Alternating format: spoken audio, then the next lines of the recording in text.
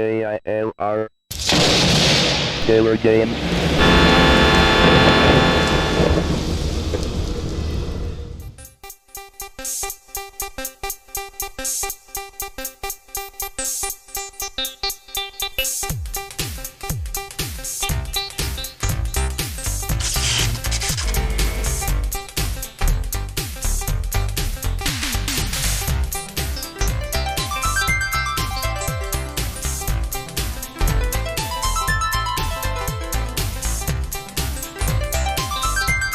Hey there, gamers, simmers, and pilots. We are back here with Microsoft Flight Simulator 2020. So we are going to be adding some weather in here from Weather Force 2020. I thought maybe we could do another dynamic weather preset, but make it thunderstorm this time. We talked about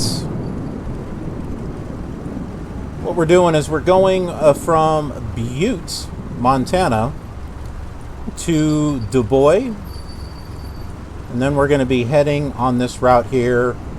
Was it vector of, what is that, 260, 290? I'm like totally blind. I can't read that. Maybe it's 250. It'd be nice if I zoomed in, I could actually see what that actually says. We'll be passing by, looks like Crazy Woman. I don't know if that's an actual town or a city, but it'd be interesting to see. We'll be going over Rapid City, and we are going to be landing at Sioux Falls, South Dakota. And we're going to be doing this with the Aero 4 from Just Flight.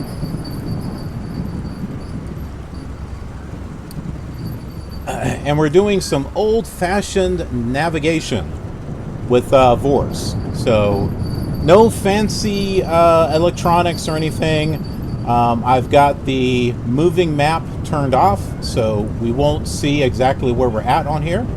We're going to completely rely on old-fashioned VOR navigation. So it looks like the best thing for me to do here, we'll tune into the Butte VOR, and I guess go south on a vector of 200. That should get us, unless we can tune in Du Bois. If we can tune in Du Bois, then we'll head straight there and over. But yep, that's what we got planned.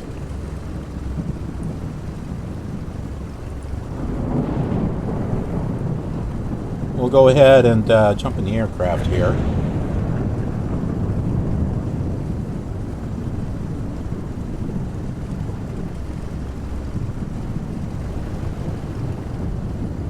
And take a look at the clouds and stuff. Pretty nice. Airlink AT.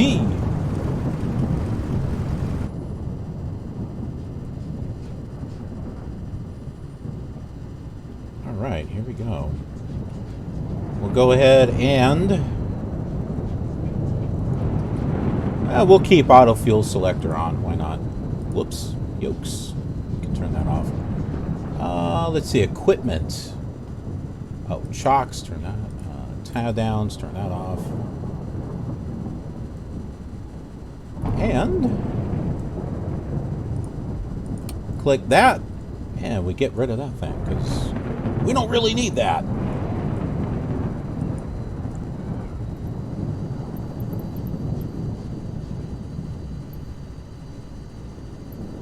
There's not an option for pushback. All right, well, we will just fly around that then. I'll go through it.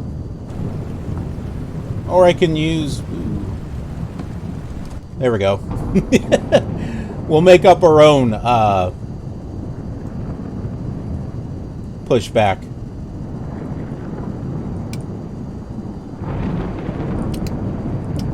All right, that's the fuel thing. Turn on some lights.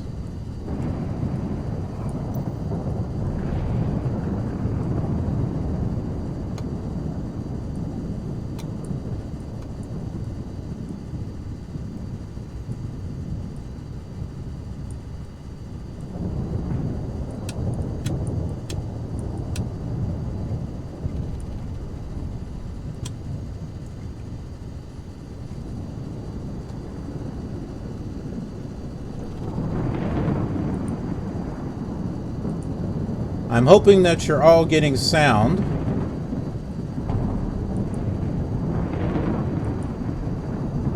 Yeah, you should be hearing sound. Let's start that again.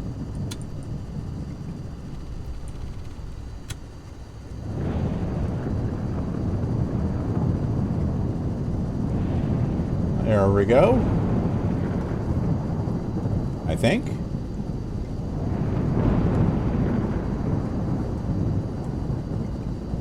Let's get some lights on in here.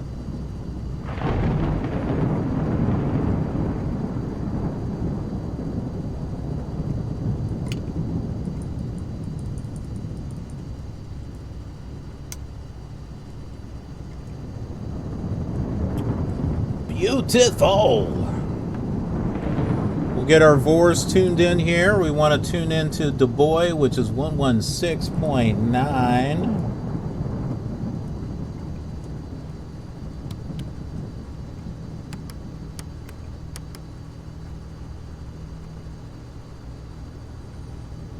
Don't have a signal. We'll set Butte 111.60. Oh, this is not on.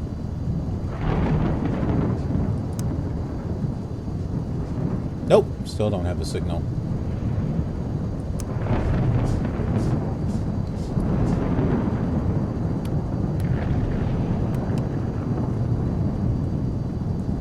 All right, we'll set this for a, I think it's a vector of, man, my eyes are going, 200s.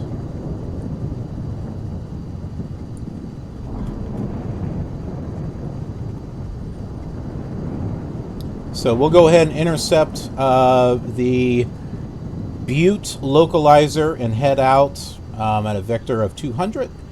And then we'll head directly to Du Bois once this gets tuned in.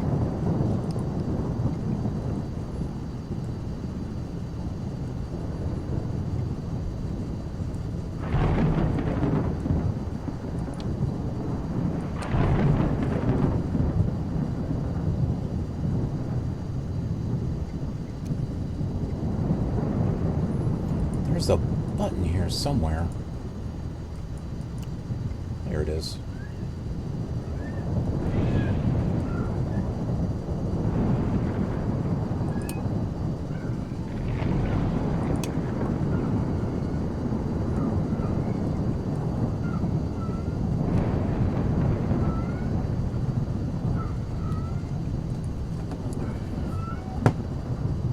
That is my cat in the background, in case you're wondering.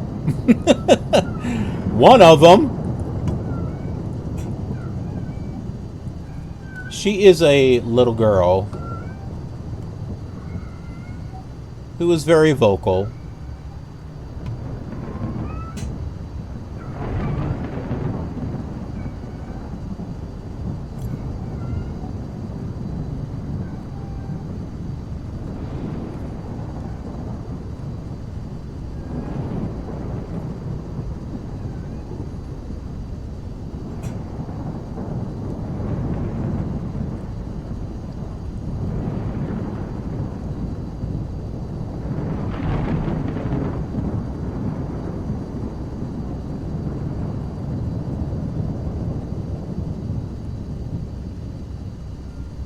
Getting a little bit of lag here.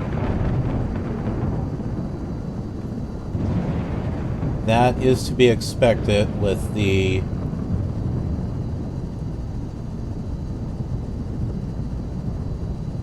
Rex weather force.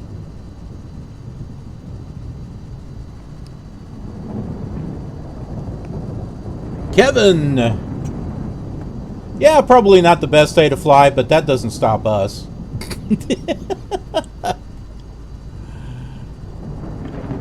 No, sir, we don't let some stinking weather stop us from flying.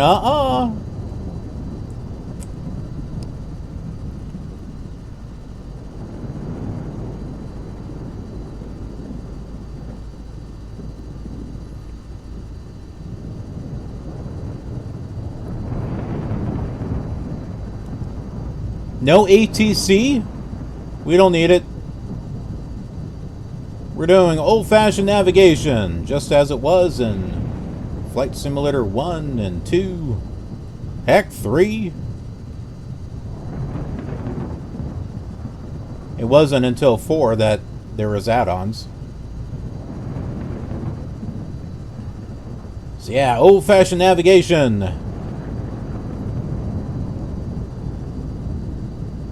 Which is why I got this beautiful Just Flight Aero 28R Aero, along with the Aero 3 and the Turbo Aero 3 and 4.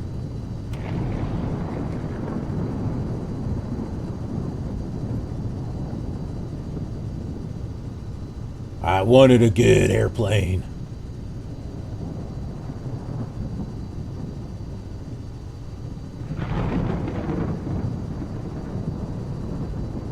And we certainly have that.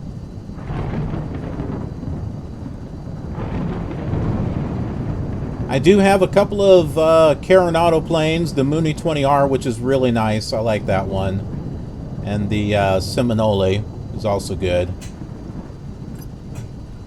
But when it comes to real quality airplanes, this one definitely fits the bill. Without a doubt. I'm moving. I'm moving. I don't want to be moving here. Let's see. Let's adjust our heading to, say, 25.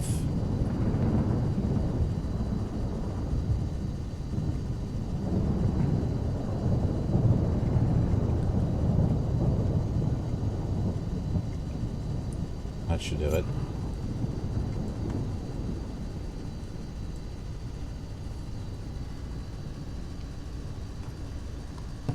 Eight years old, wow.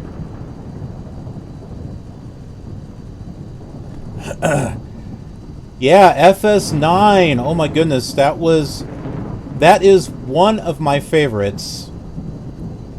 Right along Flight Simulator 98. My very first flight simulator was Sublogic Flight Simulator 2 for the Commodore 64. I then went to the Amiga computer, the Commodore Amiga, and then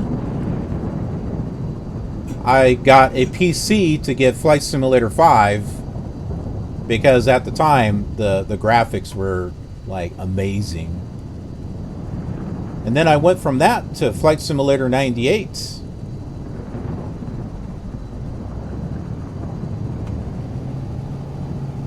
And then Flight Simulator 2000, which I only did 3 flights at the time because my computer just really was not up to snuff, I guess. Also, too, I had ProFlight 98, which was a... Whoa! Okay.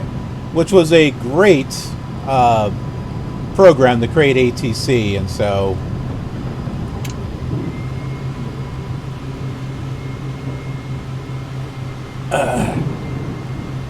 yeah, I love that. And then there was a short bit where I was in the military, so completely skipped over Flight Simulator 2002 or FS8. And then when FS9 came out, I saw that and I was like, wow, this is the simulator I've been waiting for. Built-in ATC, a transponder that actually did something. The clouds were gorgeous.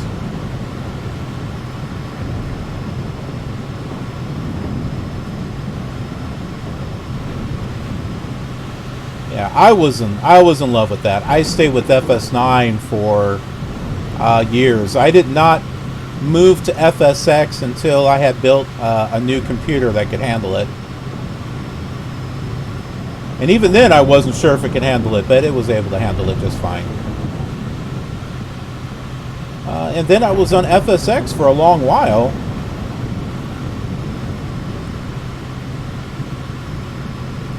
And I didn't get any other simulator until X-Plane 11.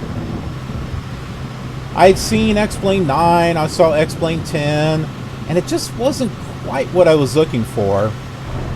And then X-Plane 11 came out, and I'm like, yeah, this looks good. And I fell in love with flight simulation all over again with X-Plane 11.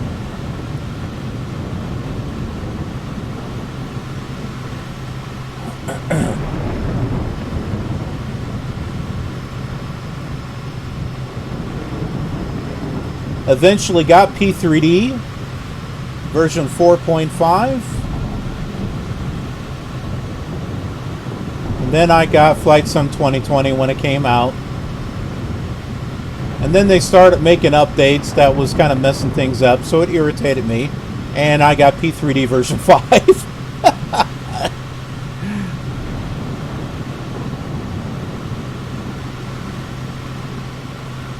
And I wasn't sure if I was going to get P3D 5 or not.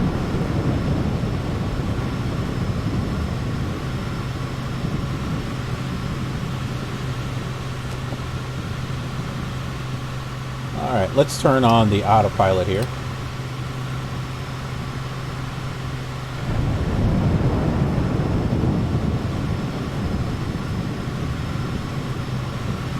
How old was I when... Let's see. Flight Simulator 2 for the Commodore 64 came out in 1984. So I was 13.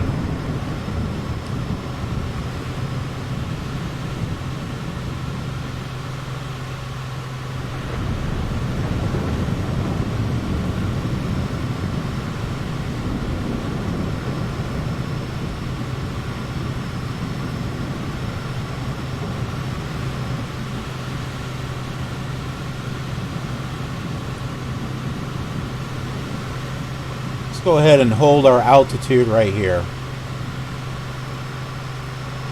We still want to be able to see some scenery.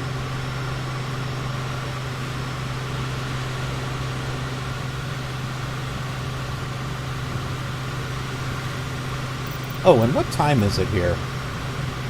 Okay, 5:53 p.m. I wanted to be able to get some night flying in here.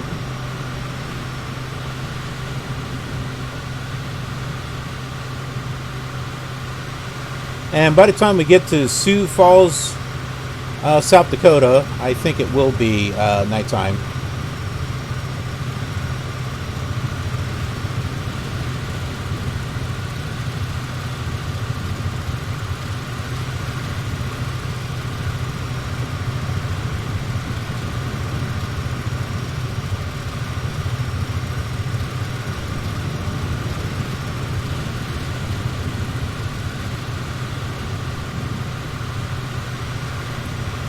We're going to have some in-flight entertainment as well.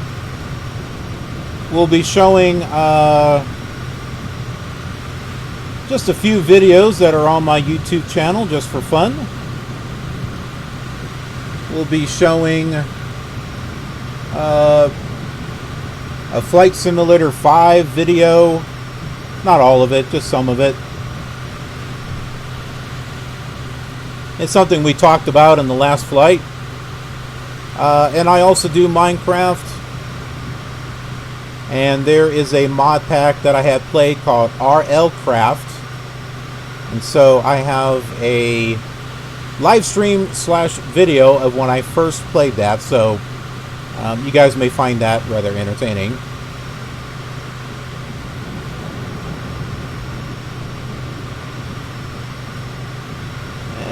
We're getting a little bit of lag here. That's because of the storm.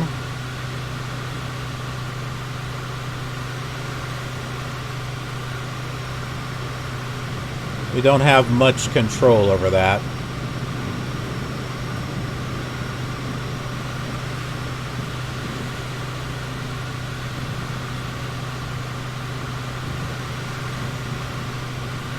And it's also Rex weather force, which tends to be a bit laggy. Okay, Du Bois, Idaho is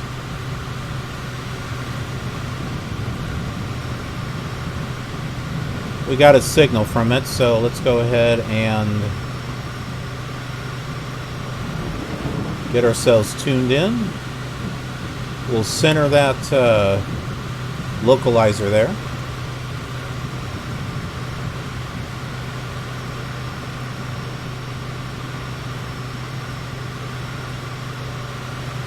There we go. That's our heading.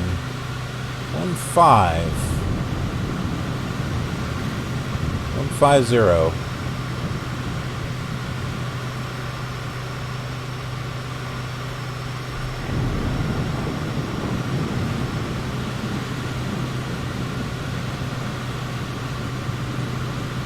I think it's it's 150.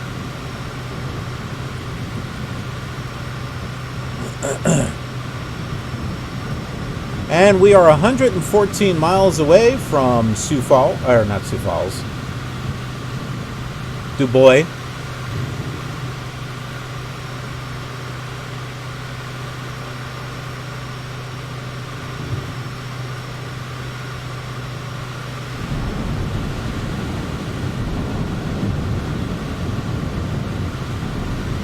You know what? I think we're going to have to fly over these clouds. This is pretty intense here.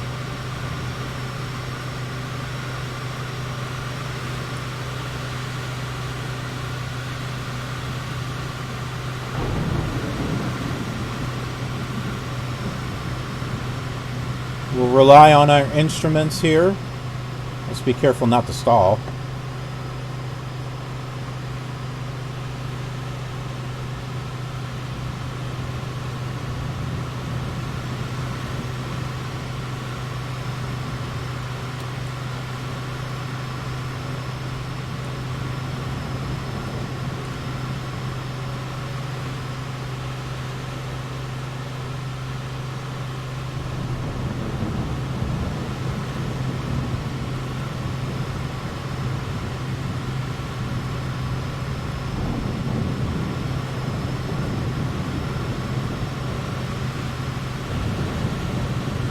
Definitely got some IFR stuff going on here.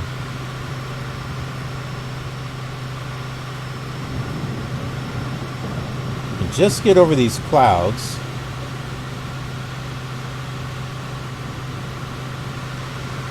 Ooh, I think we're making it here.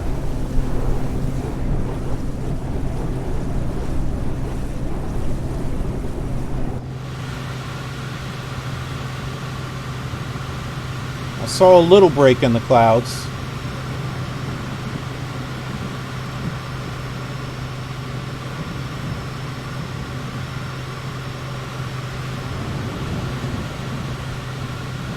There we go.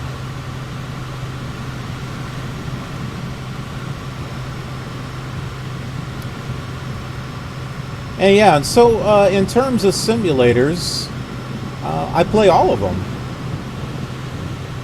Play the old classic ones as well as X-Plane 11 and P-3D5 and this one here. And I like them all for different reasons.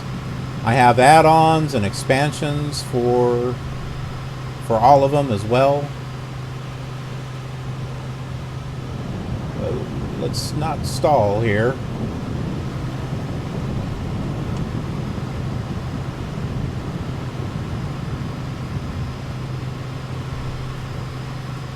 I've got videos going all the way back to X-Plane 5. And I gotta tell you,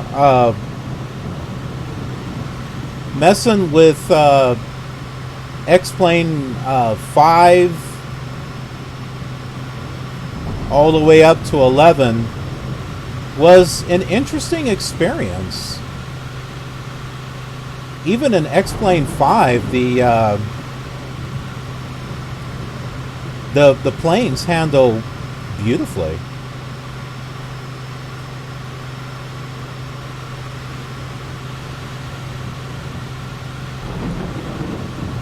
Let's hold our altitude here for a moment.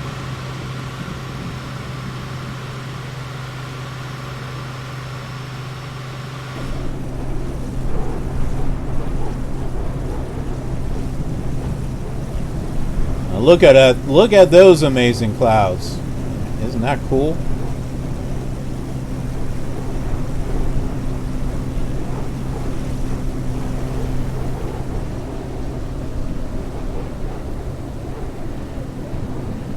This is not live weather. This is dynamic weather coming from Rex Weather Force 2020. So the weather will actually dynamically change as opposed to it being just a weather preset that stays the same the whole time.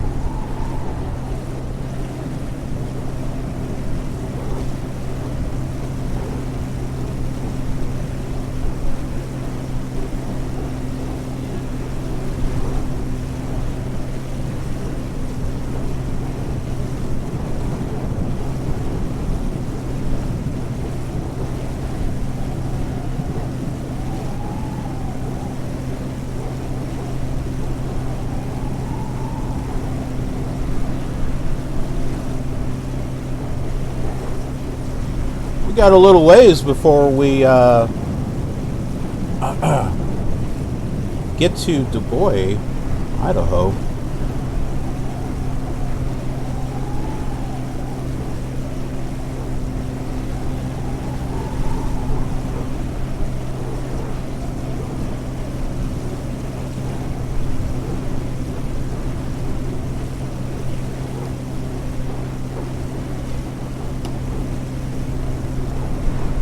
Give me a chance to finish my lunch here.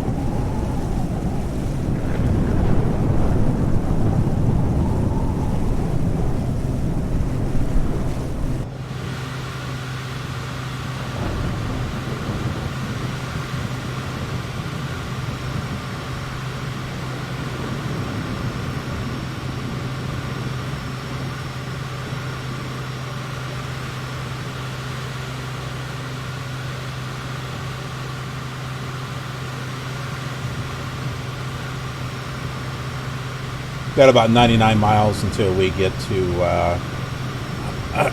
Bois, Idaho. And we'll be looking up some fun information about what we're flying over. And hopefully the thunderstorm will clear by then.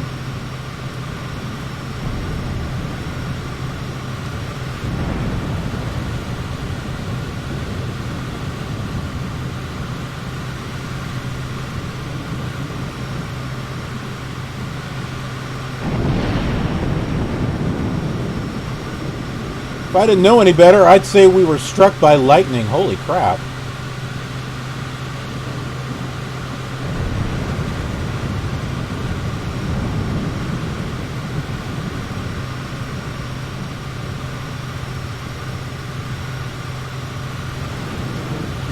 Has anyone tried this Mountain Dew charged with watermelon? The Major Melon Mountain Dew. It's actually quite good.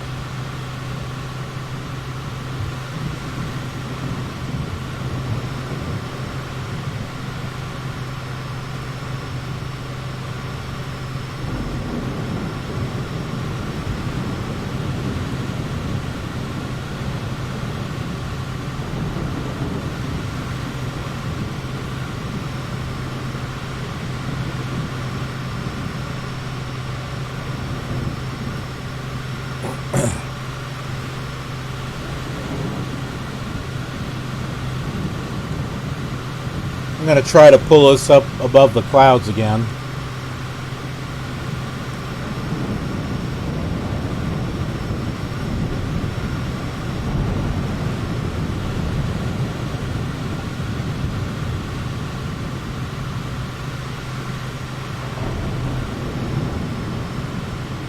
Come on, girl.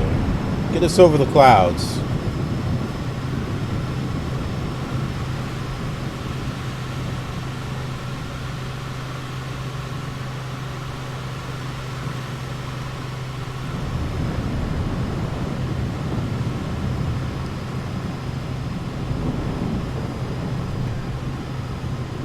Oh my. We're about ready to stall here. That's not good.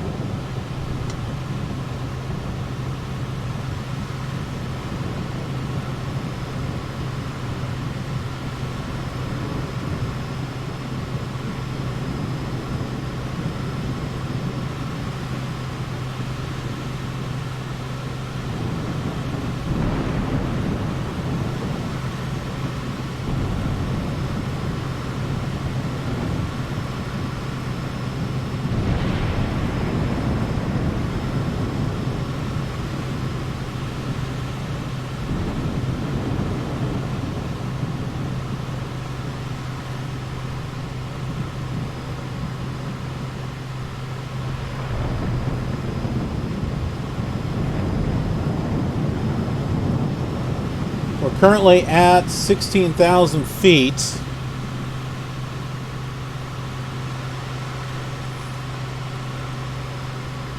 We haven't cleared these clouds yet.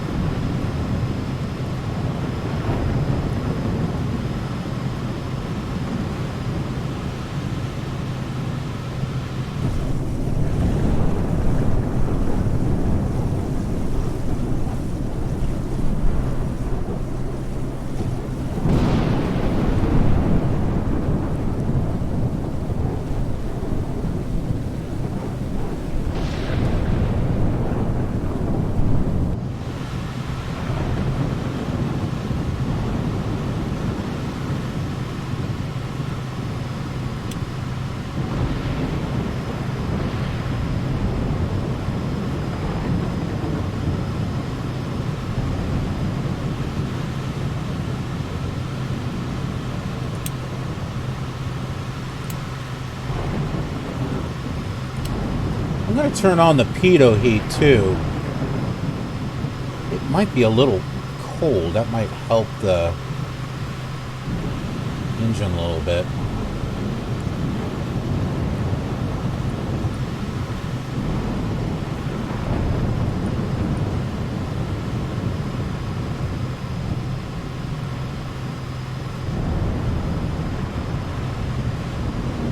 Man, how high do these clouds go?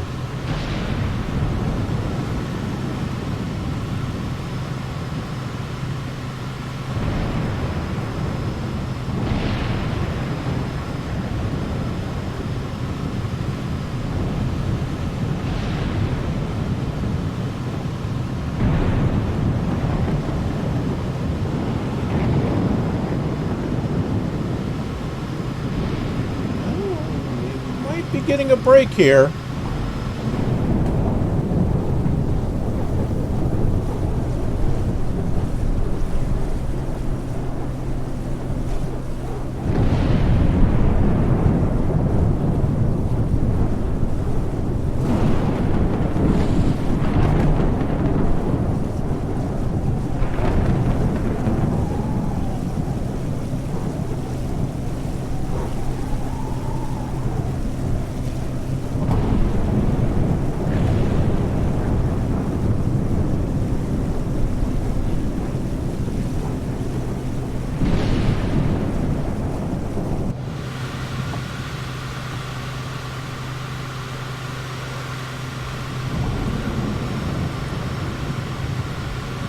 We'll hold our altitude here.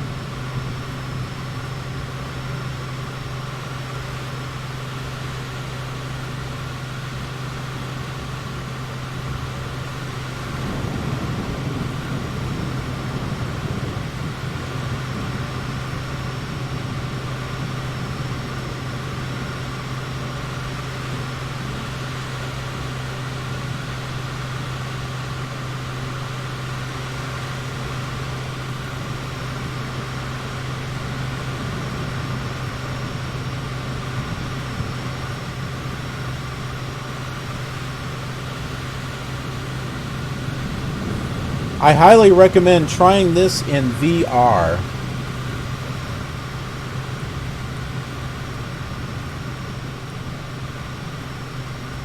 You will definitely be impressed. You got to turn the details down a bit on the VR, but other than that, the immersion is just amazing.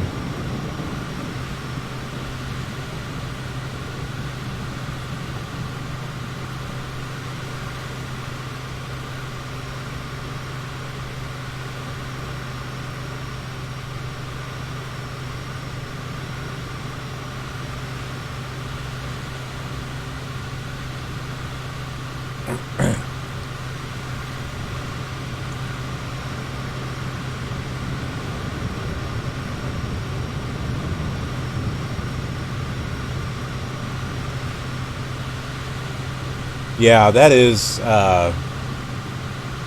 amazing. The beauty of the clouds never cease to amaze me on this one.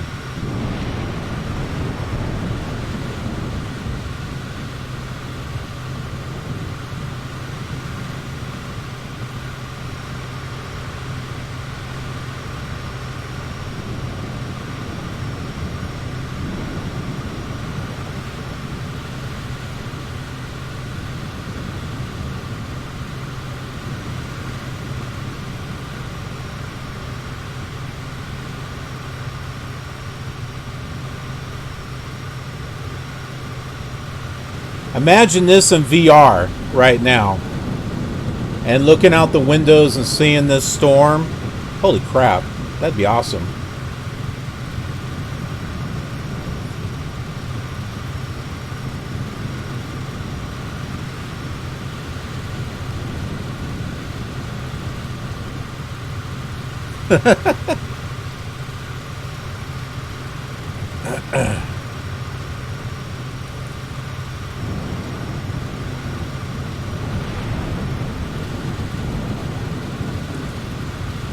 Did they have lightning bolts in 4? I remember the gray sky, and I remember the ovals for the clouds. I don't remember seeing lightning bolts until 5. Well, then again, Flight Simulator 5 was my first PC simulator. But I have gone back and played the older ones, as you know, and I just don't remember seeing lightning bolts on the FS3 or FS4.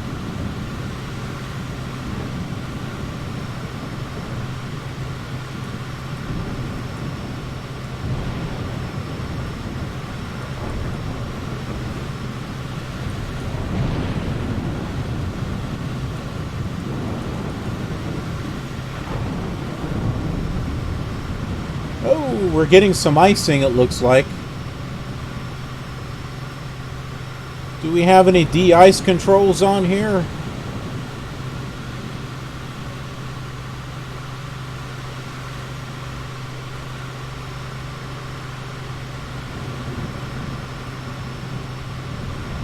I don't think we do. I don't know what that does.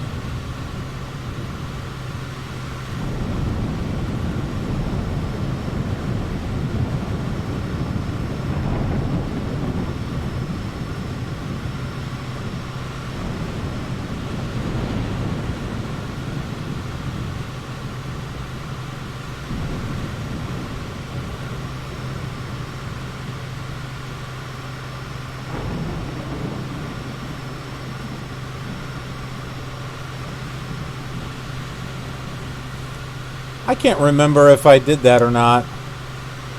If I actually set it the thunderstorms.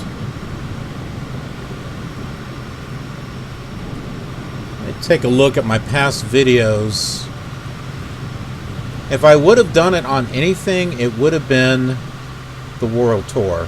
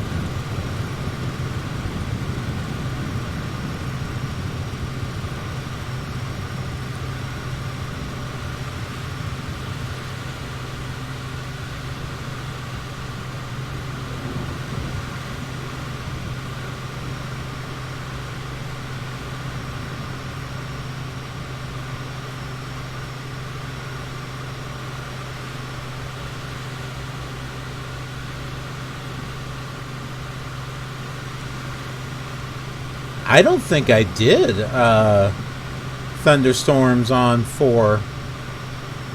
I'm looking at the thumbnails. What about this one?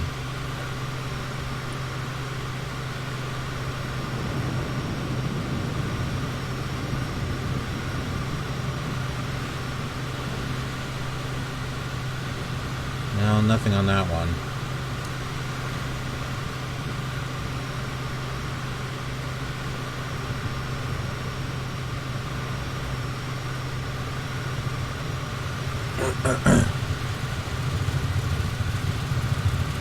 I'll have to look at that.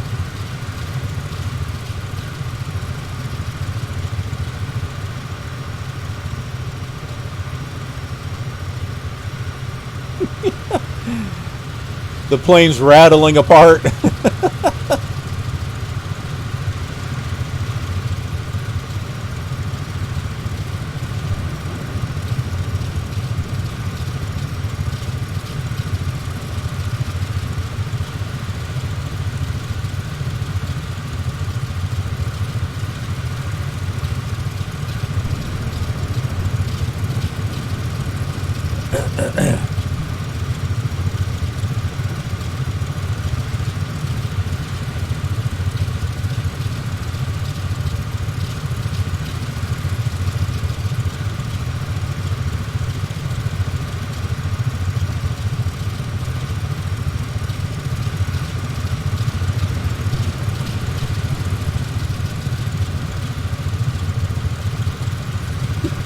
I'm waiting for something to rip off the airplane.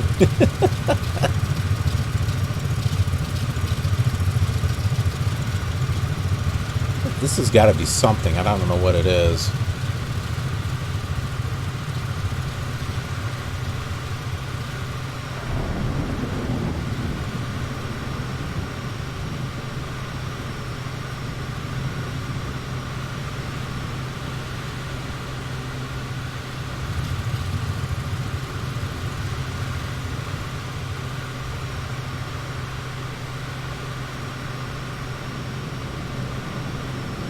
I don't remember seeing an announcement that the SDK was released, but I did see people making comments about the SDK.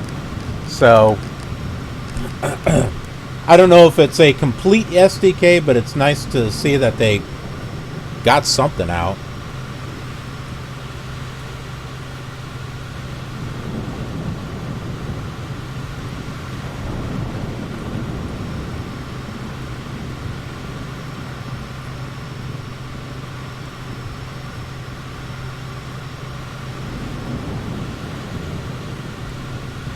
Yeah, I want to get some nice aircraft for this.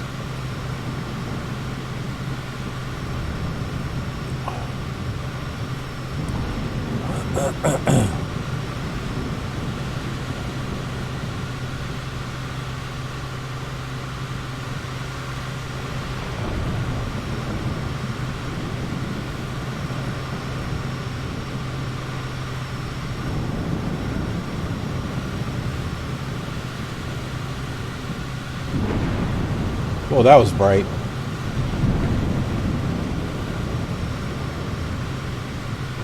I guess we don't know how many minutes it's going to for us to take to get to.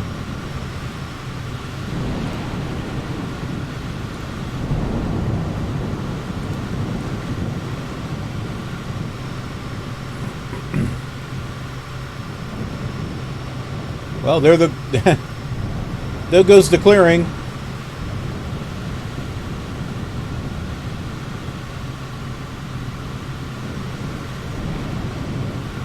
Oh, here we go.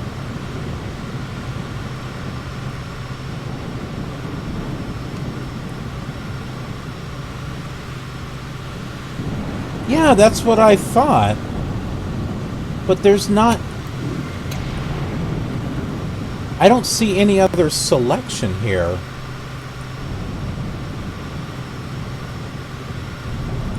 To turn that off.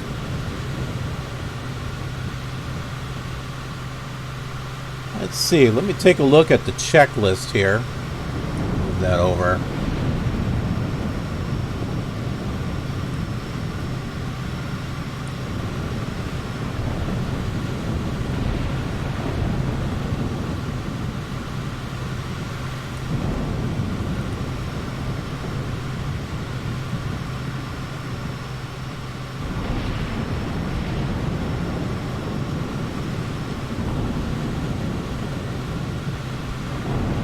Landing gear, page 13. Whoa, I just saw something. Emergency landing gear extension, page 80.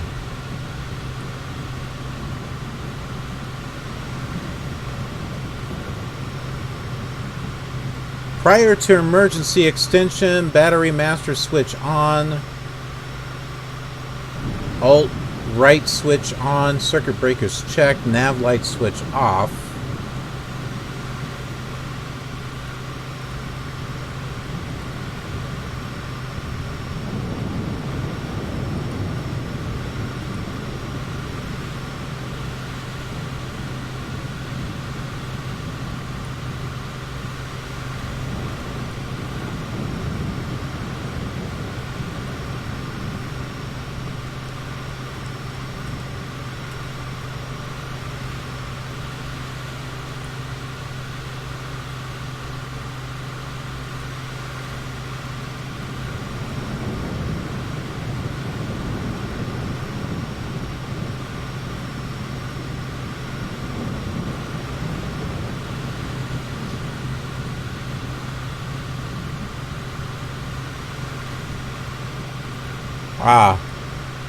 Let's take a look here.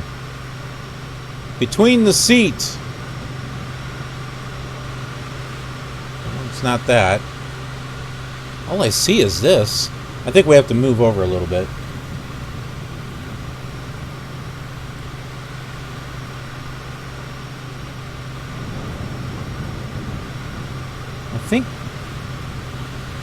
I think this is it. There we go, that was it. It's this little switch right there.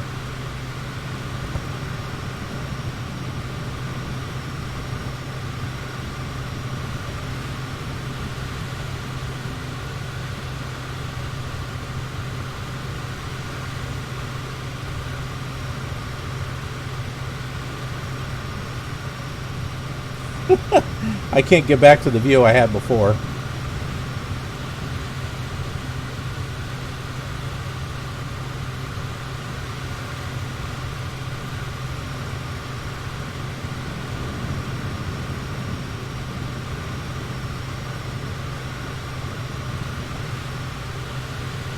Ah!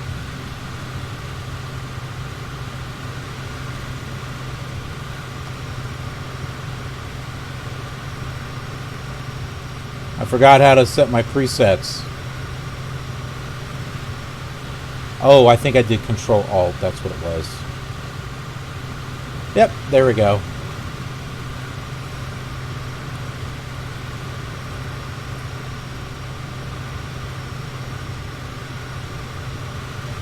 That definitely doesn't look right.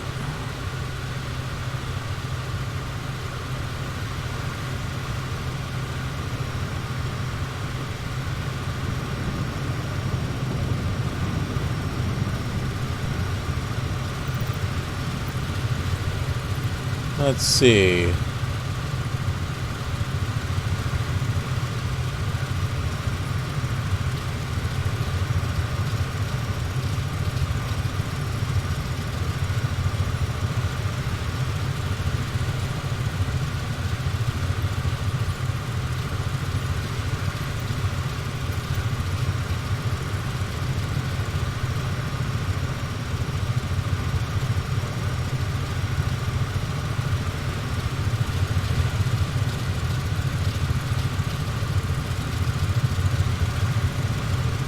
Can't seem to get it back to where I had it.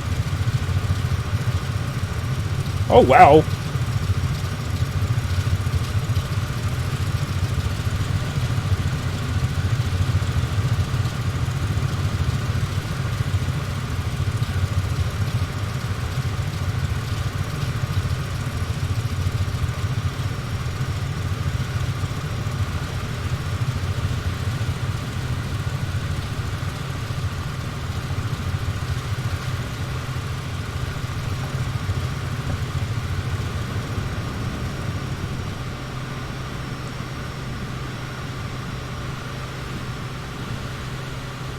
There's a way to move back, and I can't remember what that was. That was not it.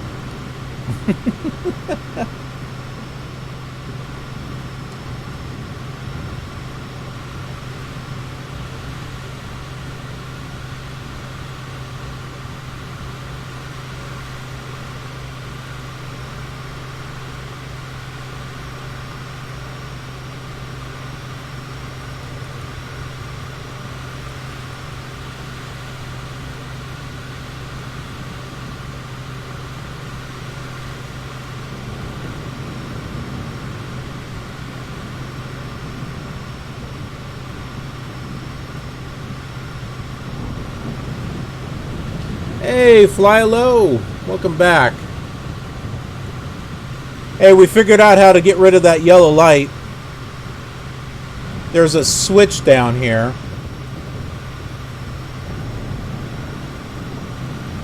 This red switch right here. You just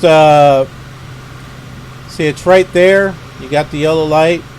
Just move this light right there, and it turns off the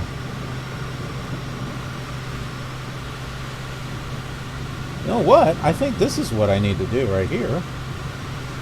There we go. That looks better.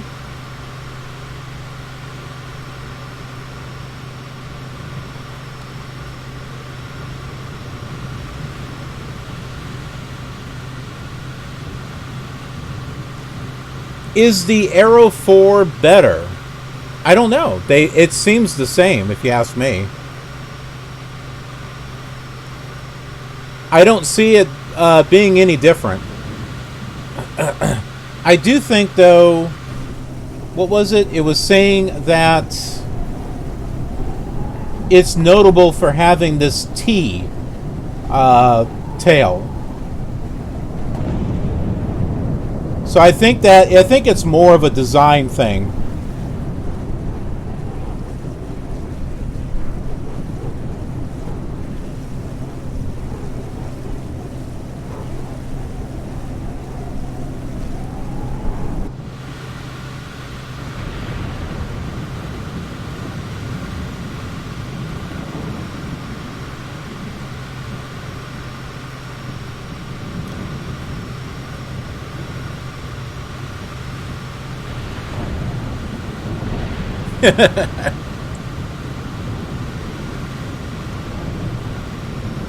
Yeah, the T-tail does look kind of looks kind of neat.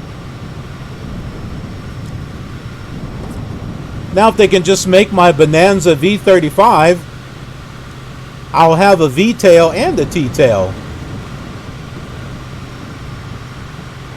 Do tell. Do tell. I want a V-tail and a T-tail.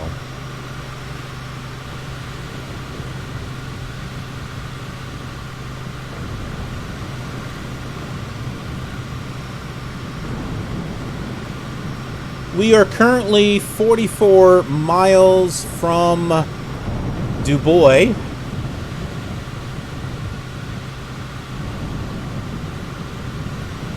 Let's go ahead and pull up Navigraph here. So for anyone joining us, I have turned off the moving map so I don't know where we're at. We're just using good old-fashioned VOR navigation. No ATC or anything. We're doing this the old-fashioned way. We're 40 miles away from the Du Bois VOR. And yeah, we'll fly to Du Bois, but then we can go ahead with a heading out of Du Bois 074. We'll get that set up, as a matter of fact. We'll head out on a, whoops. Click on something else. And that will take us in this direction here. We'll pass by Whirland and Crazy Woman. We'll actually be flying right over that VOR. Newcastle, Rapid City right here. And then Sioux Falls, South Dakota. That might take a while. We might have a bit of a flight here in front of us.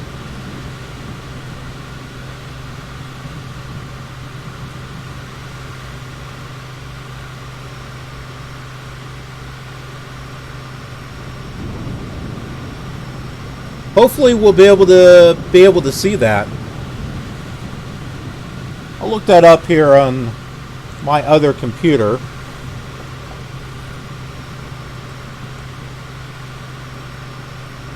Let's see. Tetons and Jackson Hole.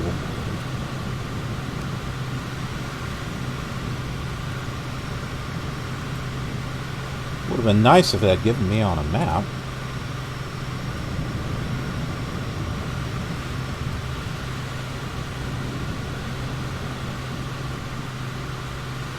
Okay, there's a couple of lakes.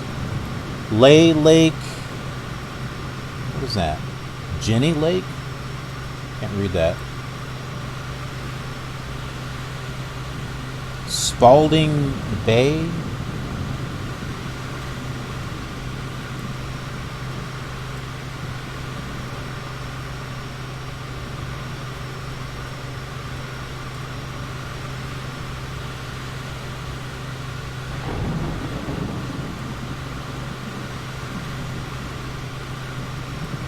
Okay. Yeah, I see it now. I see Du Bois. Grand Teton National Park.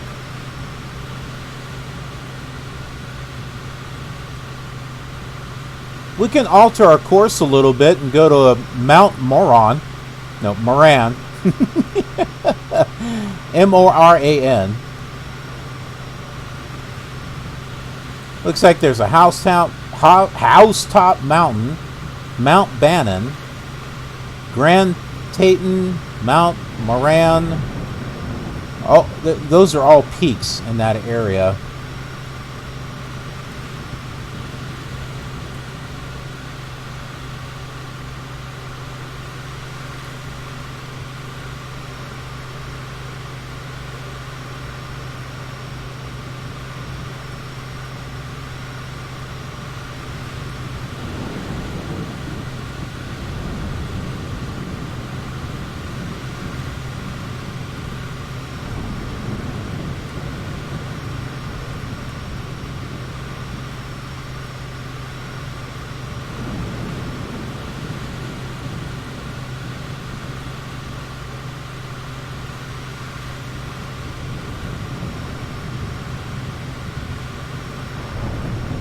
Not sure if there's an airport near there.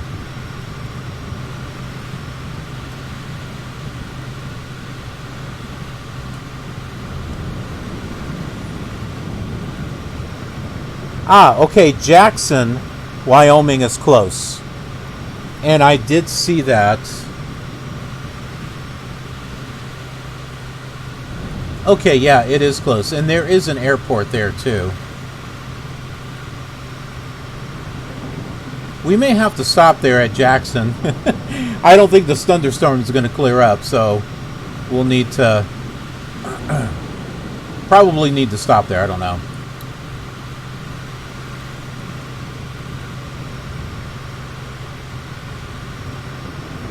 Looks like that is Kilo India Alpha Charlie. So it's right here. Yep, Jackson Hole, Wyoming.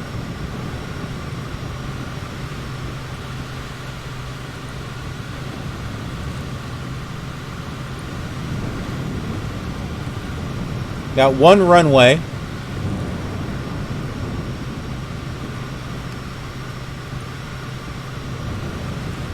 There is an ILS, runway 19.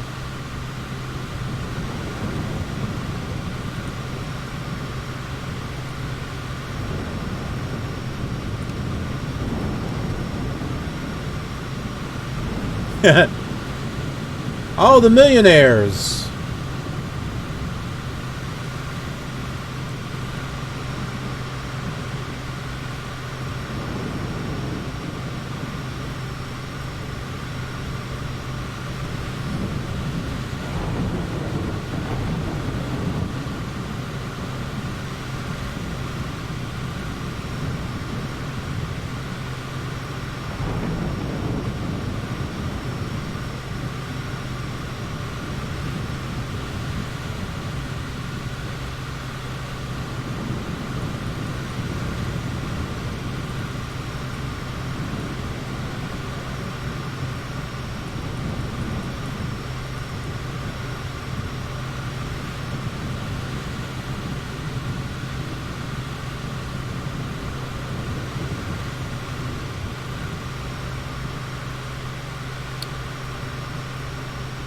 We're about 30 miles from Du Bois, Idaho. Let's look up some fun information about Du Bois.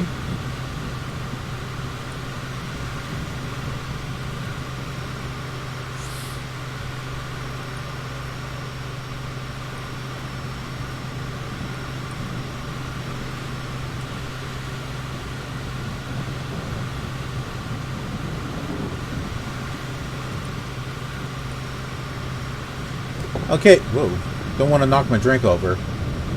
Du Bois, Idaho. Back in 2010, it had a population of 677. That's it. It's small. The city was named in 1892 for Fred Du Bois. He was a prominent politician in Idaho's early years. He came to Idaho in 1880, later becoming the state's first U.S. senator. 6 miles north of town is the U.S. Sheep Experiment Station. That's not something you hear every day. The Sheep Experiment Station is an agriculture experiment station focusing on domestic sheep. The mission is to develop integrated methods for increasing production efficiency of sheep and to simultaneously improve the sustainability of rangeland ecosystems.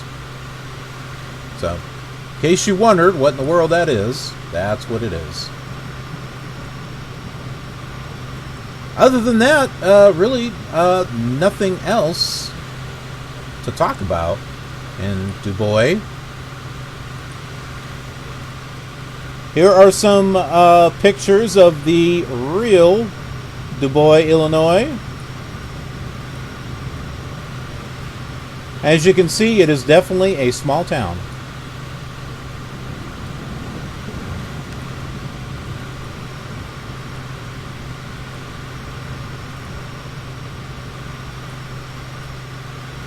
You know what we need to do? I have Idaho on American Truck Simulator. I saw this. That's immediately what I thought of. Was American Truck Simulator.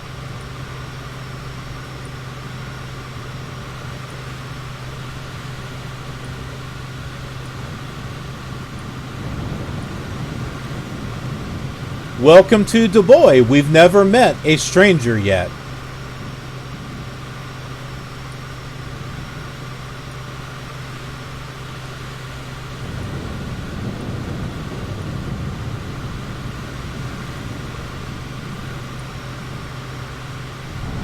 RV parks. I love RV parks. Those are fun.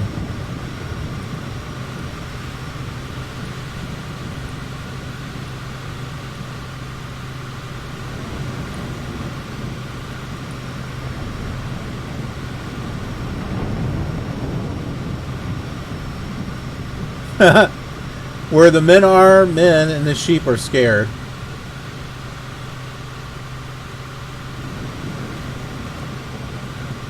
Well, since you are near Idaho, I know you are going to know this. Hold on.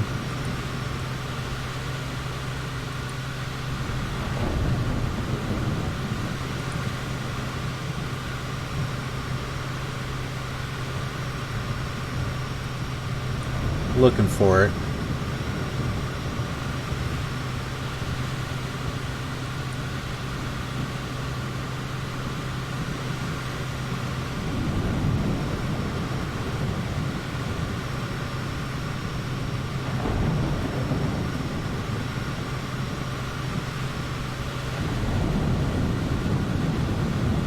Good old Idaho Spuds. I know you're with you close to Idaho. I know you got to be familiar with this. Dark chocolate, marshmallow, coconut on top.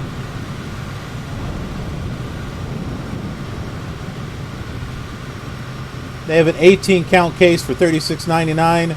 Pickup is not available, but you can get free delivery. Oh, you hate them? Ah.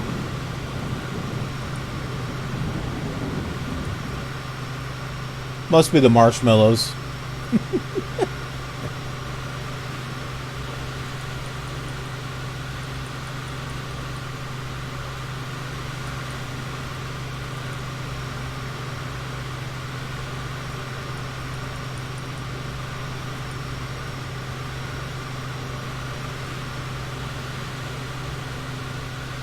All right, 20 miles from Du Bois.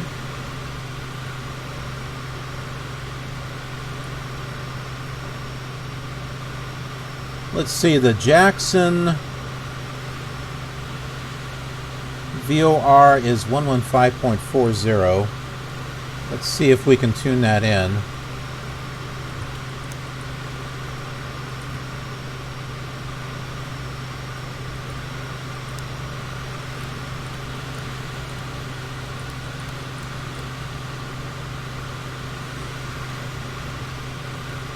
No, we don't have a signal.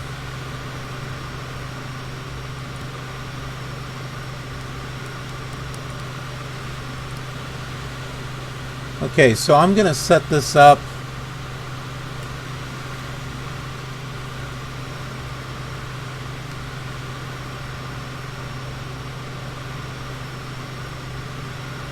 We're going to head out of Du Bois at a vector of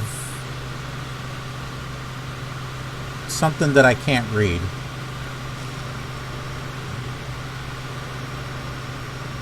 $331. That seems odd.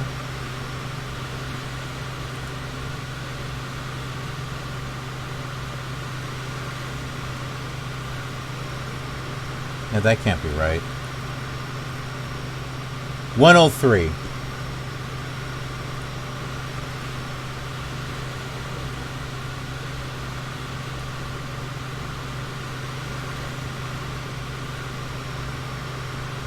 Right about there should do it. Yep, so we'll fly right over Du Bois and we'll capture the 103 radio out from Du Bois, which will get us in the direction of Jackson, and then we should be able to tune Jackson in and we can fly directly there.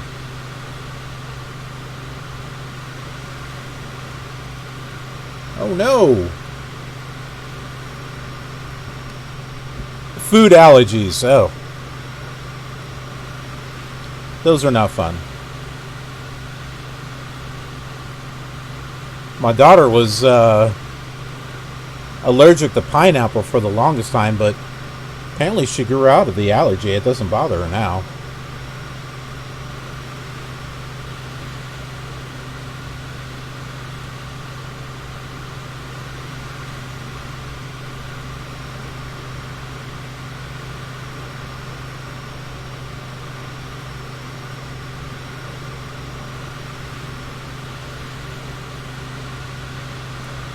I think the thunderstorm might actually be clearing up. It's not as bad as it was.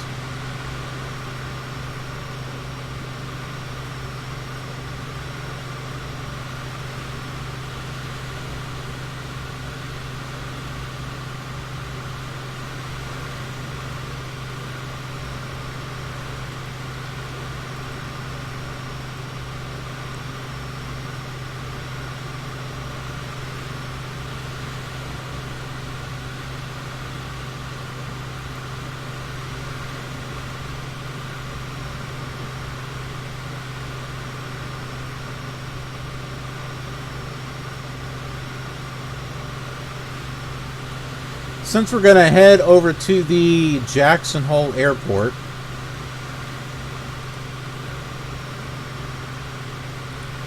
let's see if we can pull up some real pictures of the airport.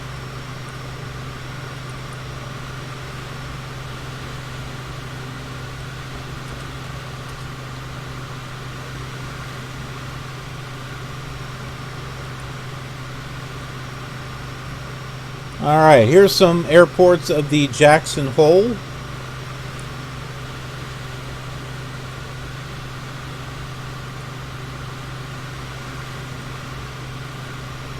Which is not what we'll see.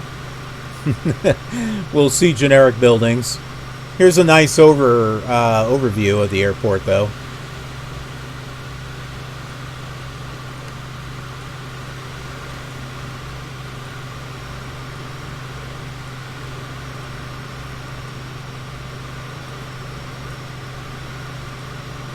Whoa! What's this? Orbix. Okay, well this is interesting. Can't... what?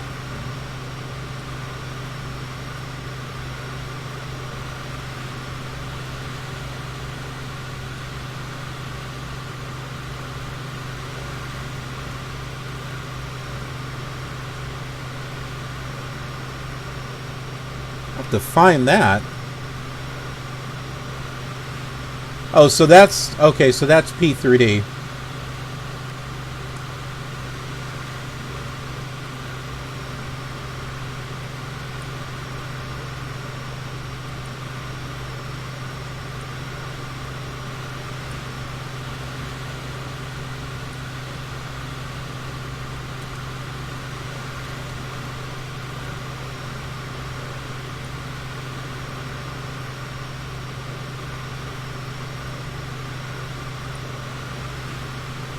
Here it is, right here, the Jackson Hole Airport from Orbix, roughly 17, just under 18 US dollars for FSX and P3D.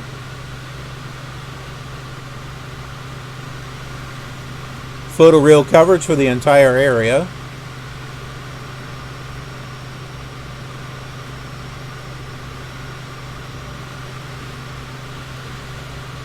Here we got some pictures of the airport here.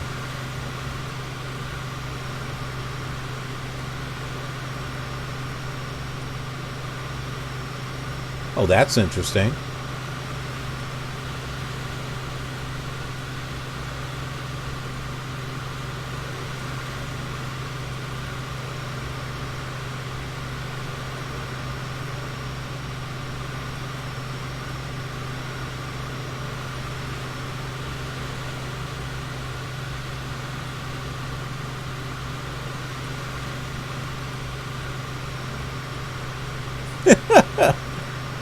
This guy, I don't know if he's on a phone or if he's like, oh man, that's not my plane. I don't know.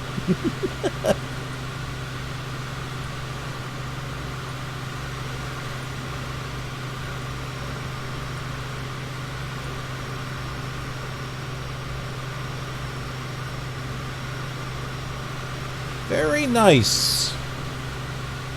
You need to have the Central Rockies, that's required, which I have. I have that.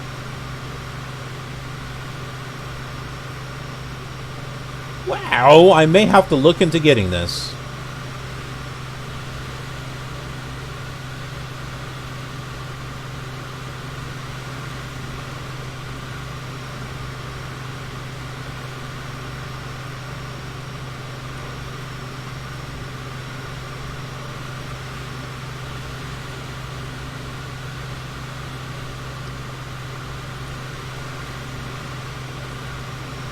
I think we are flying over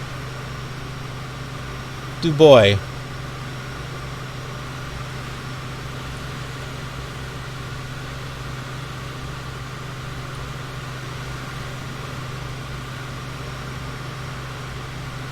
Alright, we better change our heading here.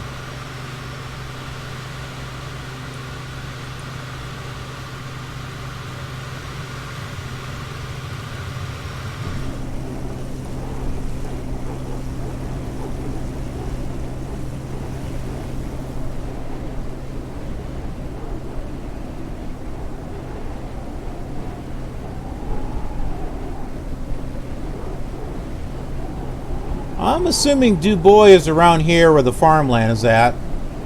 I think that's it right down there.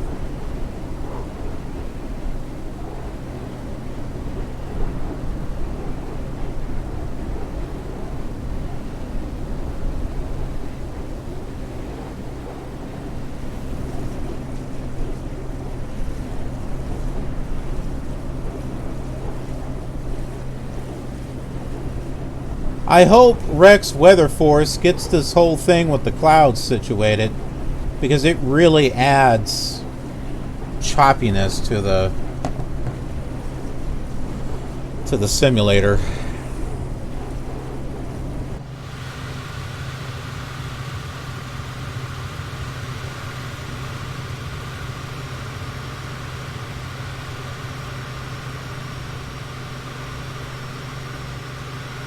Yeah, it would have been really nice if they had done that.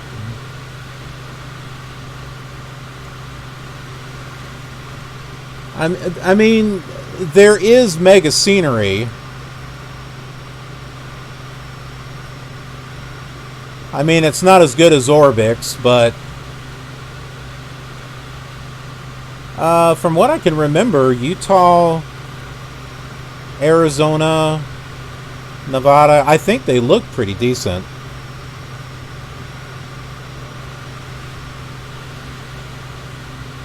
I've got a video on that. Let me see.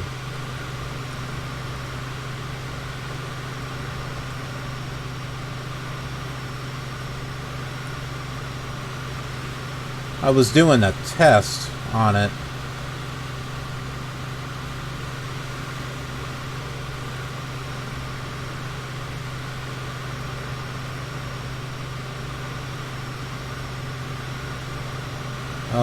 Or did I? No, I think I did that with.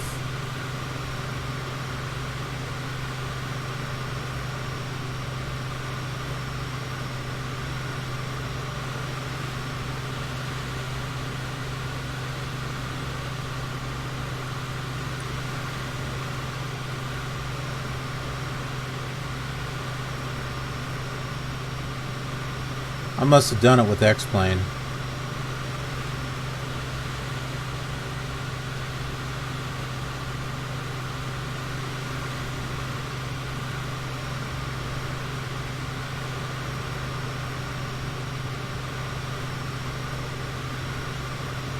Here we go. I found it.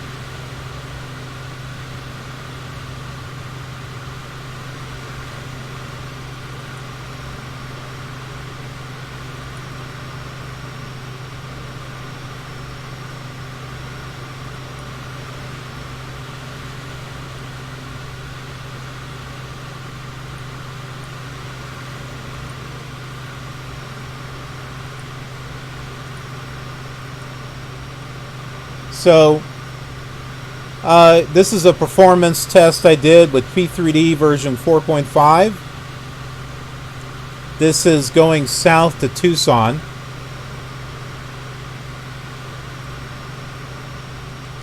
Like I said, it's not Orbix,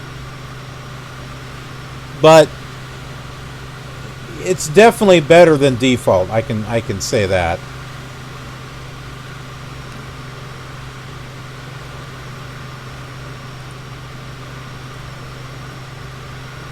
And this is the one.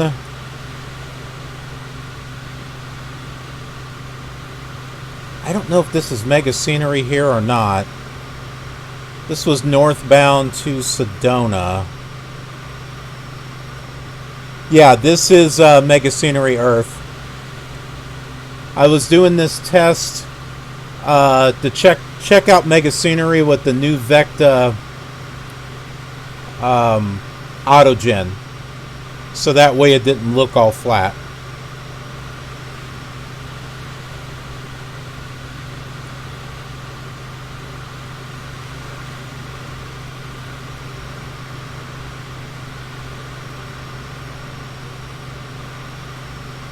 Yeah, they were just test flights that I did. Yeah, so there are some mega scenery states that actually look quite good, and then there are some that are just awful looking. And then, of course, the borders of the states never seem to match up.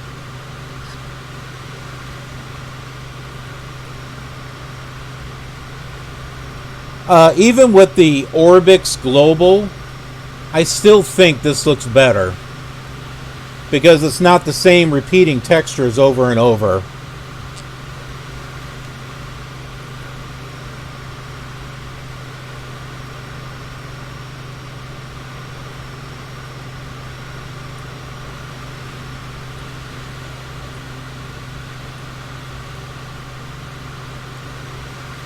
Let's see where we're at here.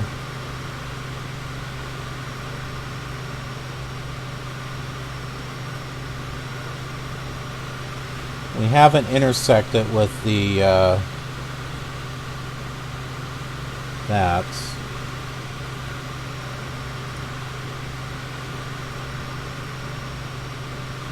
What are we doing here? Jackson 115.40.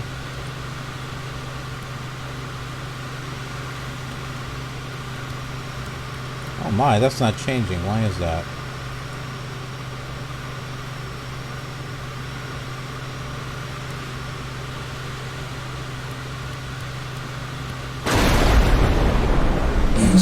Well, that made me jump. How come the radio's not changing?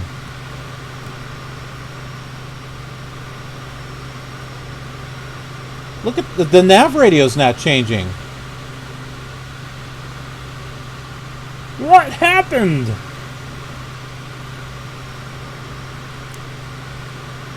Ooh, that's not changing either. Uh-oh. We're moving. The game, it hasn't frozen, but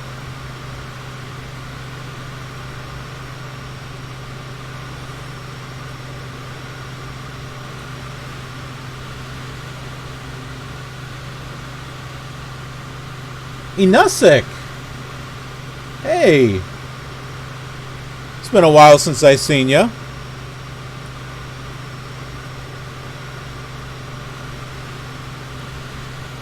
We have a slight problem. The controls have stopped working. Oh, there it goes, there it goes. What? Oh, that was weird. Look, see, now it's working. Oh, man, that was bizarre. All right, 115.40.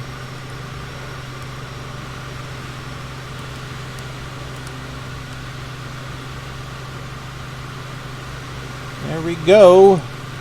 Let's get this thing tuned in here.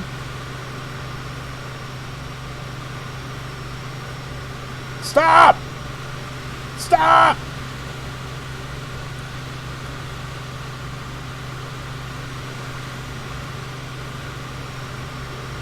You guys notice when this goes from to to, it's just not... Watch this, watch this.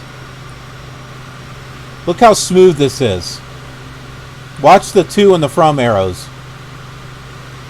See that? I like that. I like that look.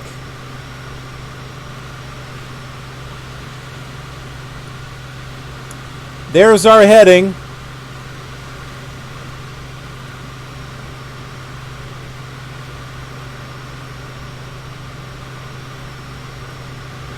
We are whoop, my goodness.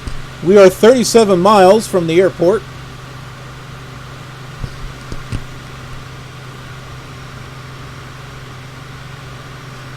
Yeah, Inusik, I'm actually I got this. I got the bundle. I want to get this bundle for X-Plane and P3D also.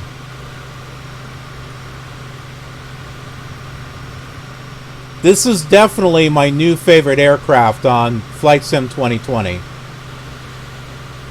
I like the Coronado Mooney, But hey, it's Coronado. You know what I mean? This is awesome. This I really like.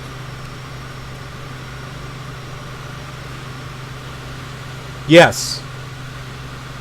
Yeah, so this is not only the PA-28R Aero 3, but it also has the Turbo Aero 3 and 4. So it's a bundle of both packages. So they recently released that. And this is the bundle for both. And when you get the bundle, it's like $20 less than buying both of them separately. So I want to get that same bundle for X-Plane and also P3D.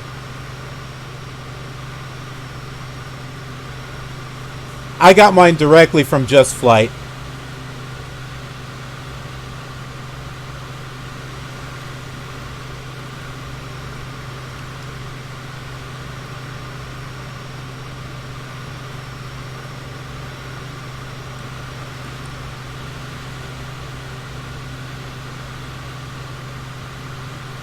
Okay, we have an ILS for runway 19. Let's go ahead and take a look at it here. It looks like what we're going to need to do is tune in to this VOR right here. And we'll follow procedure on this like we're supposed to. We'll come through. We'll intercept this, and we'll make our way around and land. So we should be at 11,000 feet in order to get there. It looks like, according to the elevations, if we're at 12,000 feet, that should be more than enough for us to get around any peaks or anything.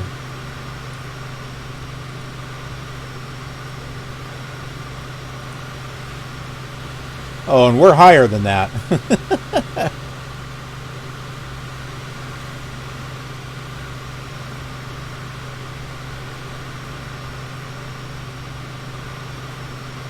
How am I going to do it without it? I don't need a GPS. The old-fashioned way. You do it the old-fashioned way. See, take a look. You tune in here, right? And then there is a vector, 251. So you head out from this VOR at a vector of 251. So, and you'll see it. We're going to tune this in and set it for 251, and then we will come out just like this for about 8.6 miles. So we just have the DME tuned in. When it gets to about 8.5, 8.6, we'll change to 232 degrees. That's probably going to be about 3 miles right there. And then to 205 right down here, and then we'll be able to intercept the localizer and bring her on down.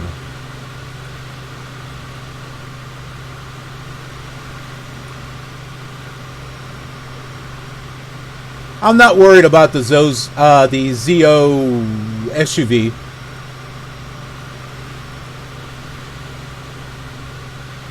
We're eyeballing that.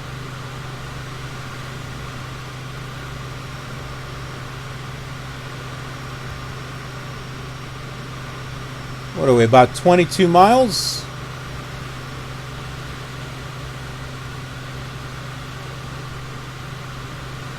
Let's make our, I don't know, how far up are we over those mountaintops there? All right, we don't have any more of that choppy animation anymore. Thank goodness. We left all that back there.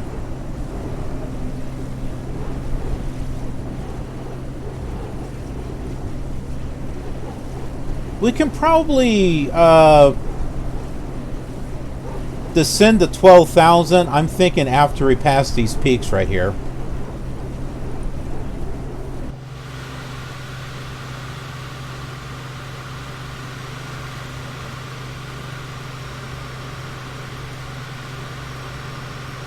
Yeah, this right here, you're right. That is the GPS 100. We don't need this. We don't need no stinking GPS. We do this the old-fashioned way. Grand Teton? Where? This right? Hold on. Right through here? Let me pull my map back up here.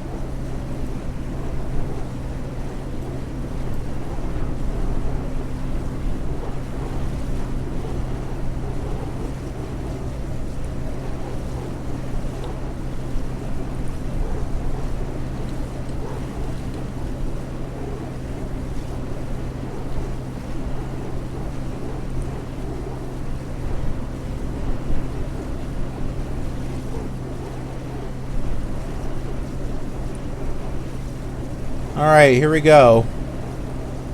So we're coming in from this direction here. There's Grand Teton. And there's Mount Moran over there. There's a few other mounts here that's not showing on Bing. But there is Jackson Lake up here. Moose Wilson Road. The city of Jackson is down here. So based on the ILS, we're actually coming through here and basically turning around like that. Here's some actual pictures of the area. Okay, that was bigger than what I wanted. So there you go, some real pictures of the area.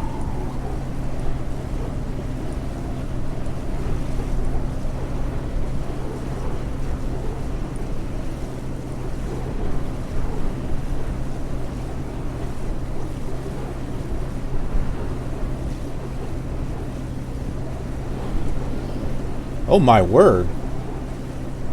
Look how we're bouncing around there.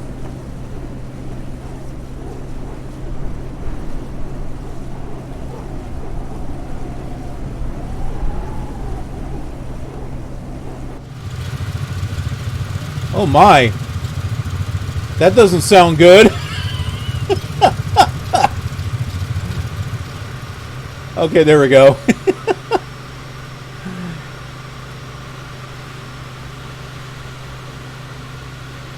How far away are we? Oh, 12 miles. Okay. Let's get things changed here. We need to head to Dundee 117.2. Let's go ahead and do that.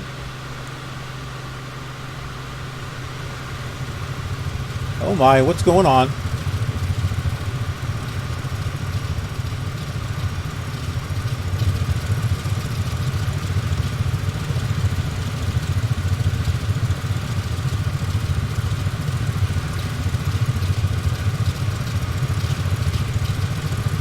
All right, where were we? 117.2. Okay, there's the VOR right there.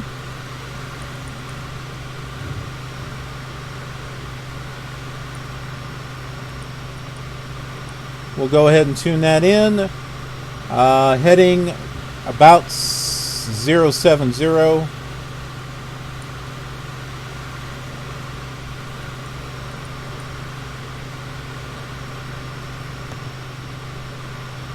No, it wasn't stalling. It was just shaking. And as far as the world tour, don't worry, it'll be coming back. Whoa! Did you see this yoke? It was whee! Yeah, it was like turning all the way over. That was nuts. Okay, we're 17 miles. I just switched from Nav 1 to Nav 2. We're 17 miles from that VOR. Remember, this VOR right here. So we're heading to this VOR. And then we'll be taking 251.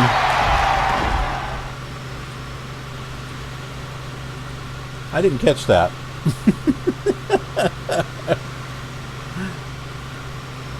We're having a killer party. Oh, that was a cheer. That's right. Someone who cheered. I didn't get a message on who cheered. Thank you, whoever cheered.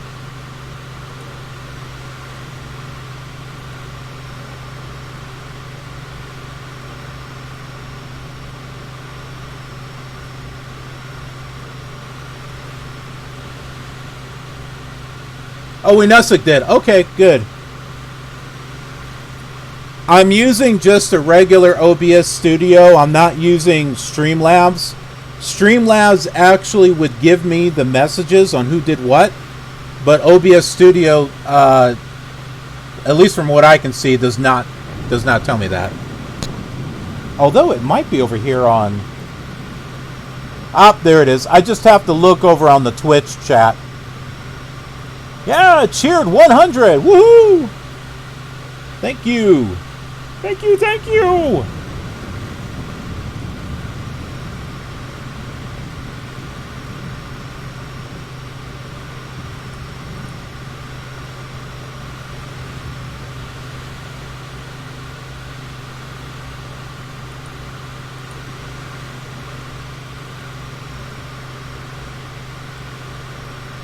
Okay, we're going to keep on this vector, or we're going to keep on the heading that we're on. Meanwhile, I'm going to tune it into 251, right? So that way it's all set up. And once we get close, we'll turn and we'll intercept that 251.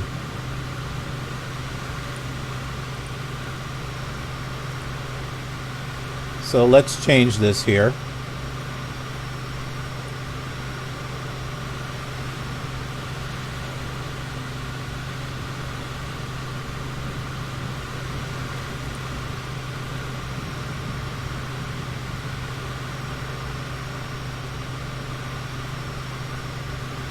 Well, right about there.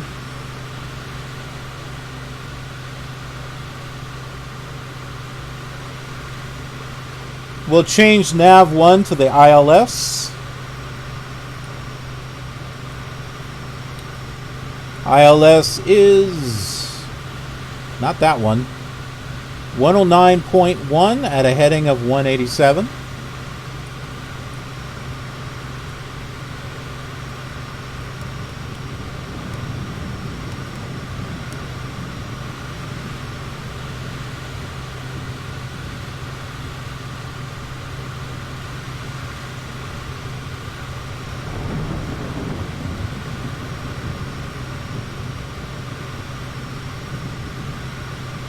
Right about there.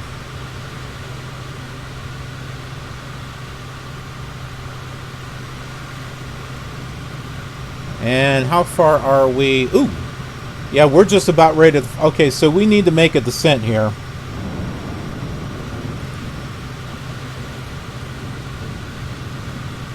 So we're about ready to fly over that VOR. And we need to be at 11,000 feet. Right here. And then we'll head this way about 8.6 miles. We'll change to a heading of 232.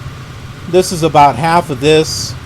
So after 4 miles, or 4 more miles, 205, and that will get us intersecting with the ILS.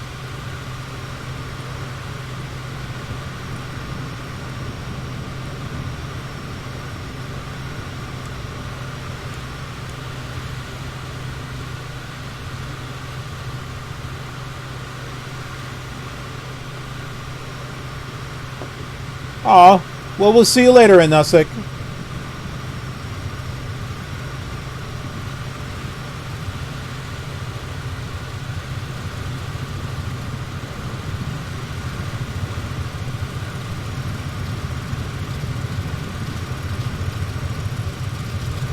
The plane may fall apart by then. Whoa.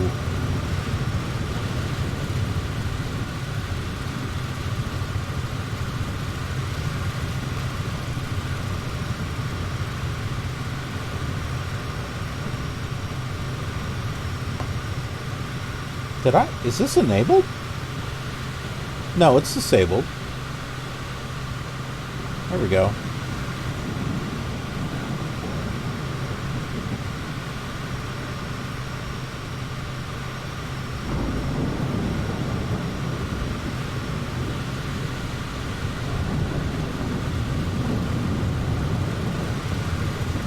Okay, so we passed it. Not a problem.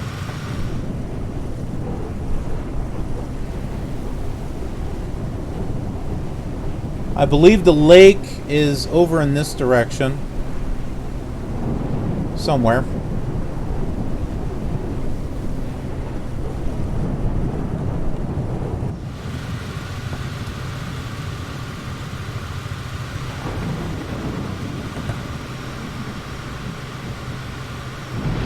See, this is where old-fashioned navigation starts to be fun.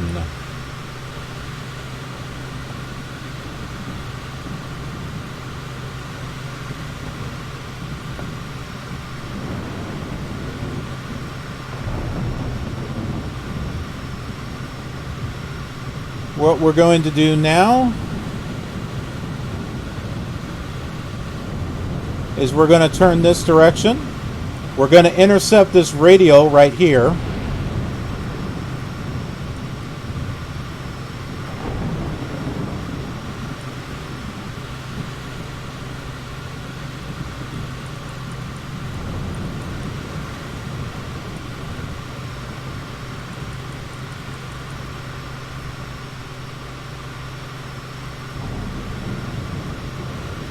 So I would say that we are probably down here somewhere. So we're coming up this way. We're going to intersect with this radio right here, fly right over Dundee, and start making our way down. We should still be at 11,000 here, but then we'll need to start making our descent.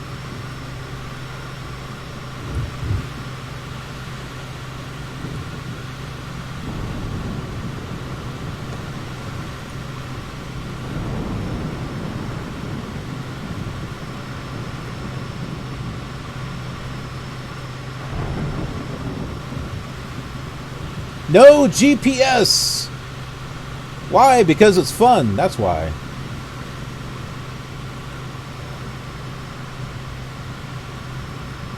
Back in my day, we didn't have a GPS.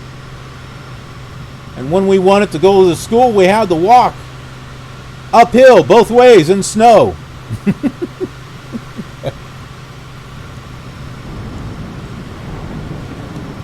You kids have it too easy these days.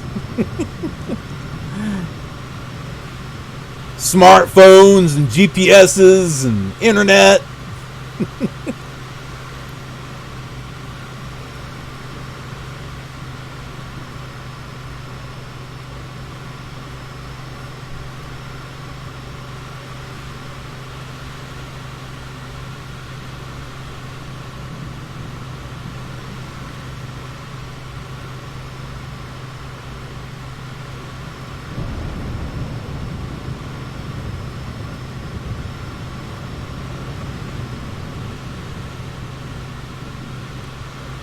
Okay, here's a little hint here.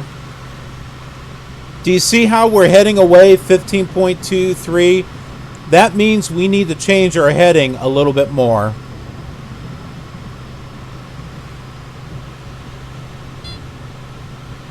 Uh-oh.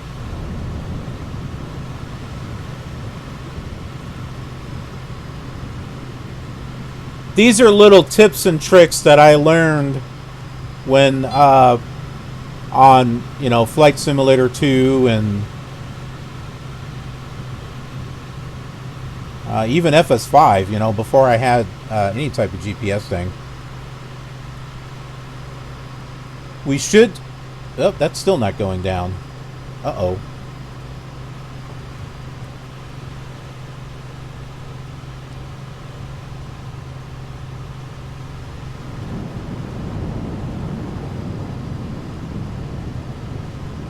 It's still not enough.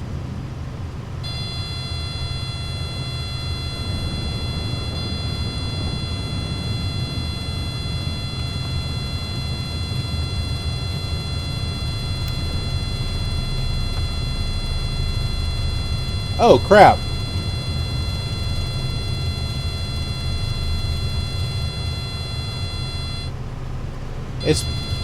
It's because of the autopilot.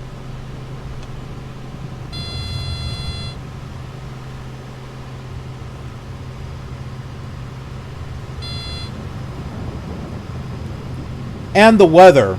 Apparently we've got some type of updraft or something here.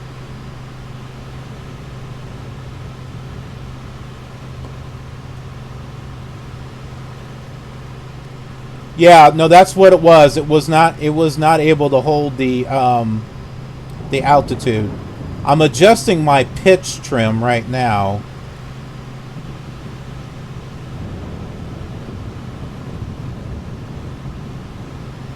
Looks like that thunderstorm snuck its way back.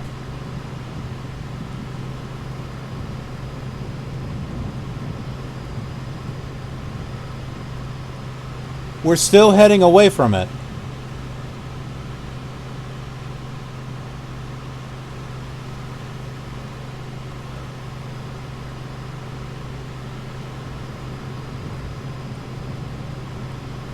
Why is that? What are we doing here?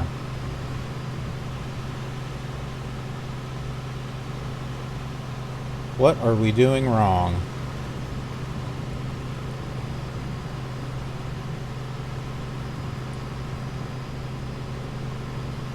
Aha, that's why. We need to go south. We're far north.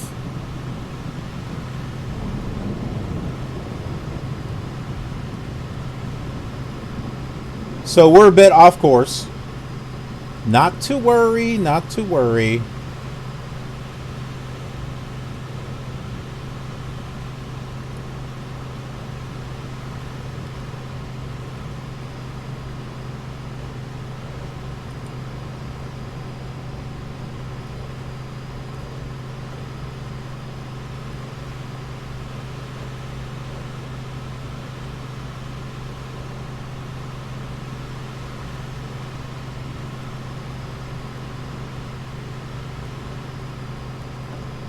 Oh my. Come on now.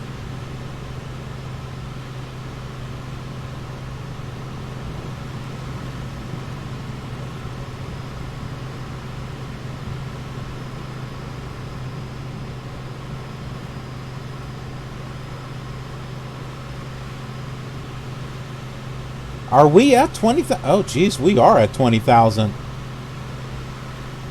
I kept thinking we were close to 12,000. Yeah, it probably is a bit high.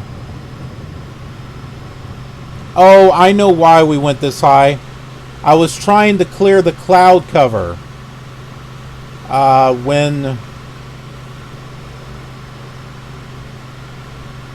when we took off.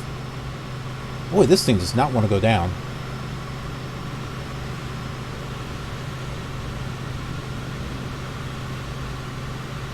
Oh, there we go. That works.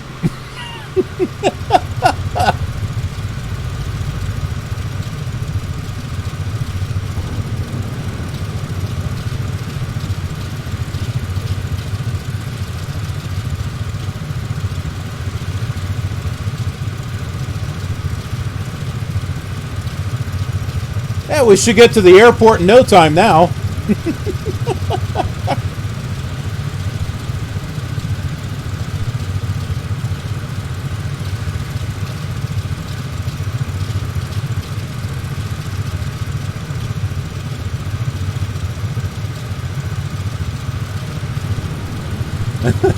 Woohoo! Hang on!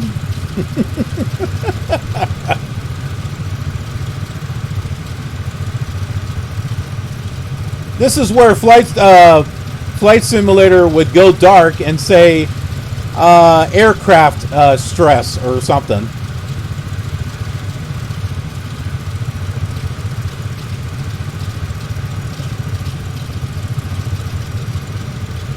Okay.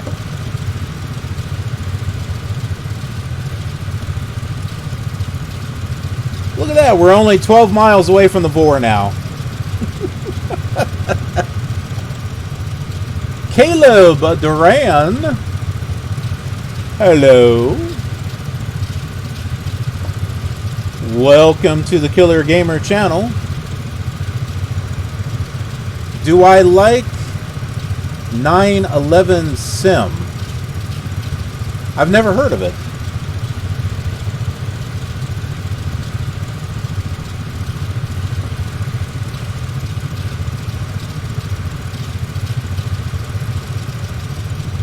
Well, we know why we're having trouble trying to hold that altitude on the autopilot.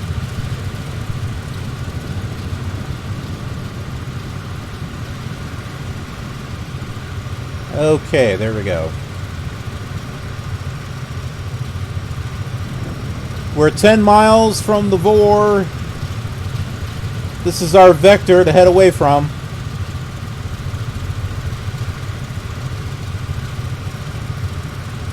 This?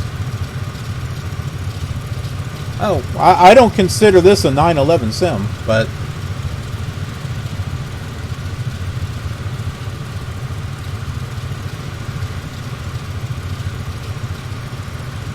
I call it Flight Sim 2020.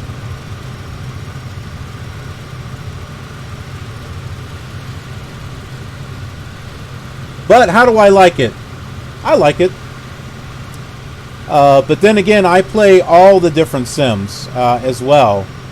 P3D, X-Plane, going all the way back to the classics. Flight Sim 1, 2, 3, Commodore 64. Flight Sim 98, 2004.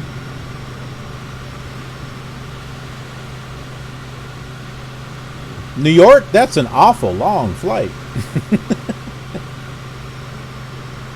But I do have a video on my YouTube channel where I did fly to Manhattan. And so if you'd like to see it, uh-oh, I did something wrong here. Hang on a second and I'll show you.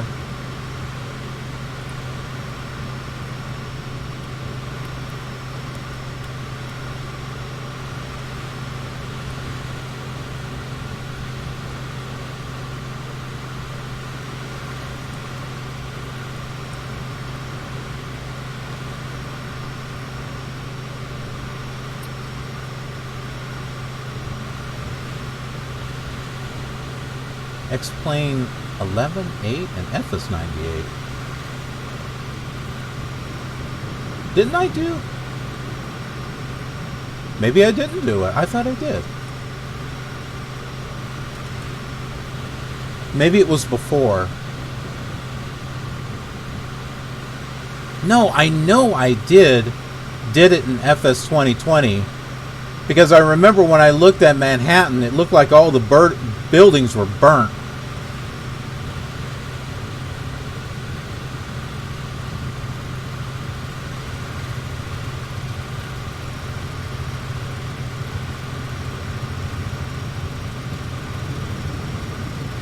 I sure as hell can't find it, though.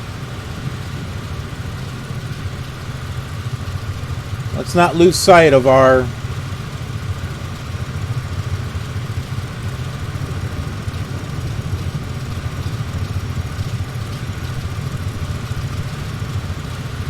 Ah! What's going on here? Why can't I find anything?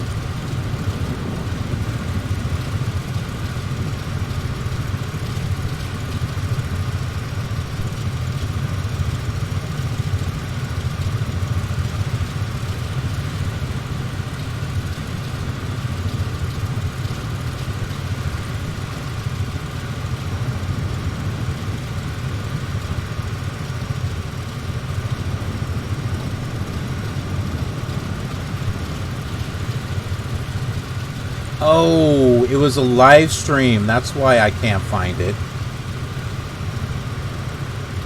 Or was it? Maybe it wasn't. I know I did it. I know I did something with it.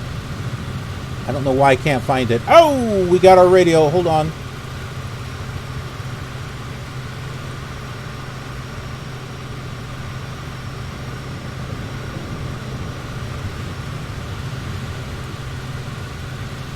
Okay, do y'all remember we needed to take this radio right here?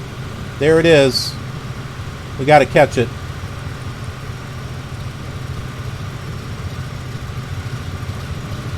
And it was about 8.6 miles.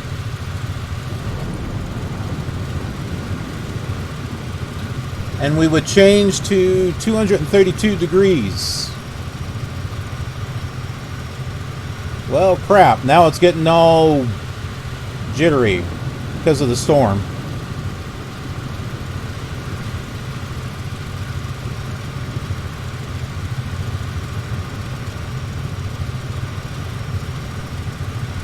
Maybe YouTube deleted my video.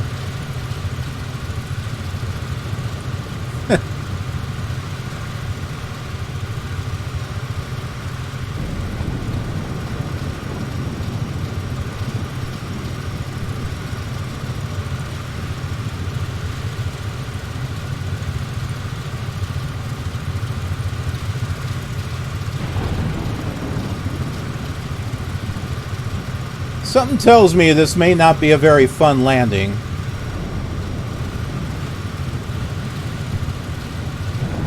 Looks like the ILS tuned in again.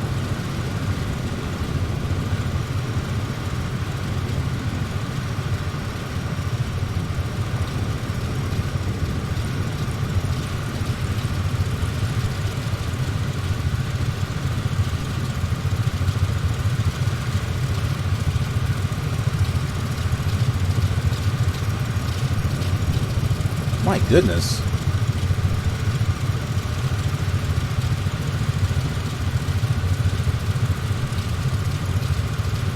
Yeah, this is going to be interesting.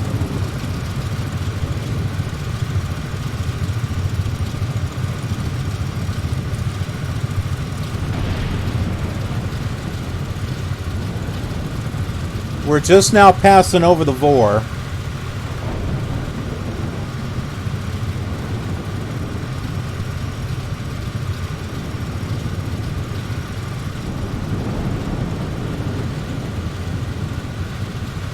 Yeah, wouldn't you know, it gets worse.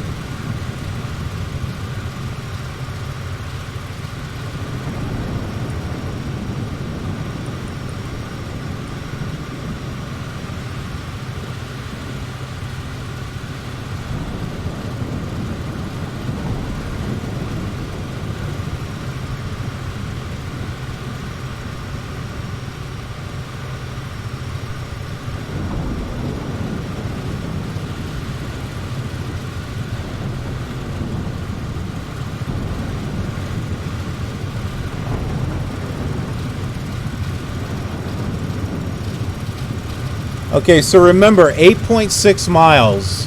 That's when we need to change our heading.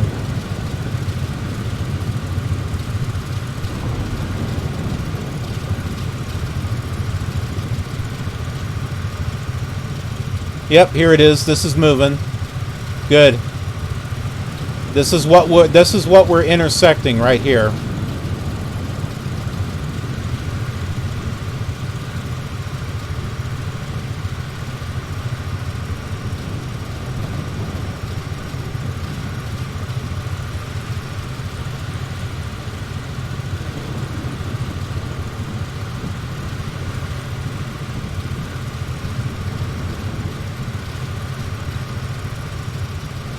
That's pretty close. There are the lakes. Right out there.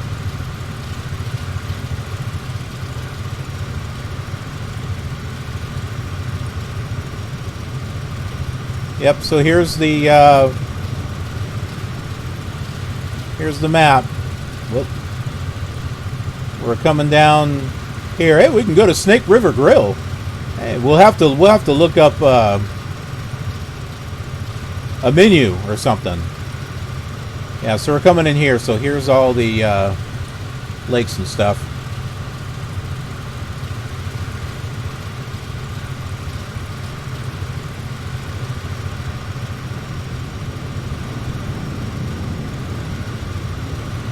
We're 5.7 miles. Remember, we're in this area right here. And just to kind of show you, there it is. That's where we're at right there.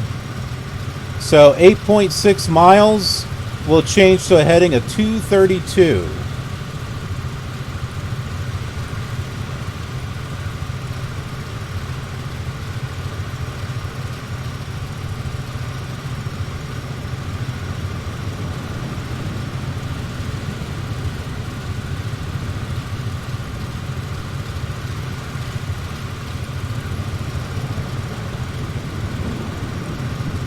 We'll also need to bring it down to 8,700 feet, according to the approach chart here, because we're going to be going to Romru, 8,700 feet. All right, we're at 8 miles here. Let's change this to 232. Right about there. We'll go ahead and start our descent.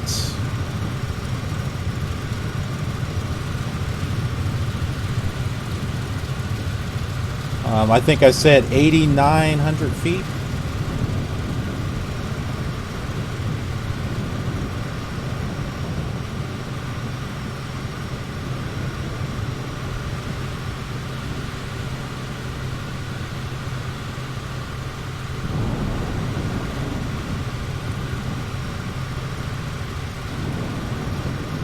So we're coming this way, and if you add about 4 miles to this, so somewhere around 12 miles, we'll change our vector to 205, and we should be able to intersect with that ILS.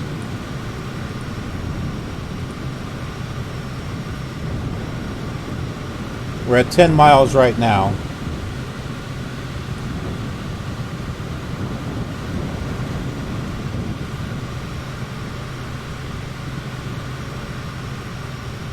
There is the vertical, the slope indicator. So we're at about the right altitude.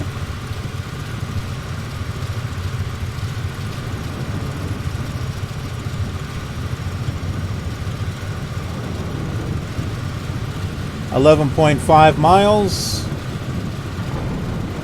Let's go ahead and make that turn now to 205. Oh, well, I already had it. There it goes.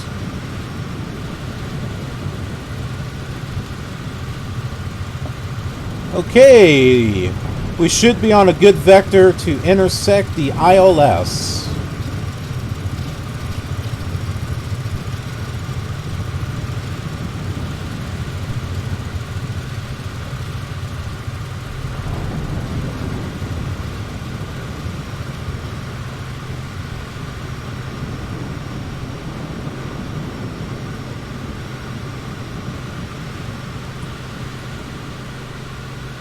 We're going to drop one thing of flaps here.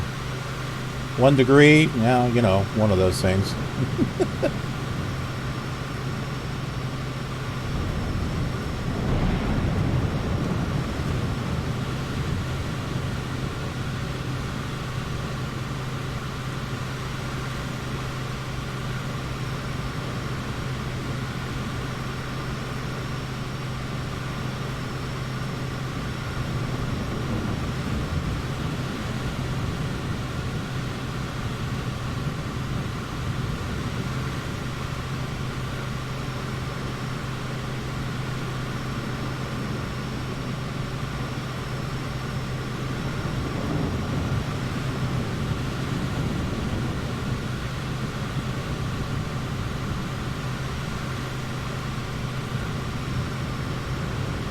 All right, let's hold our altitude right about here. Up, there we go, there we go.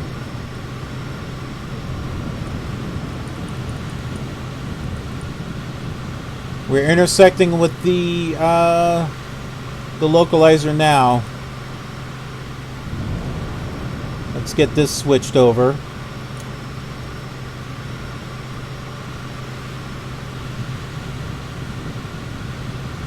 Now we just got to, all we need to do is focus on the glide slope now.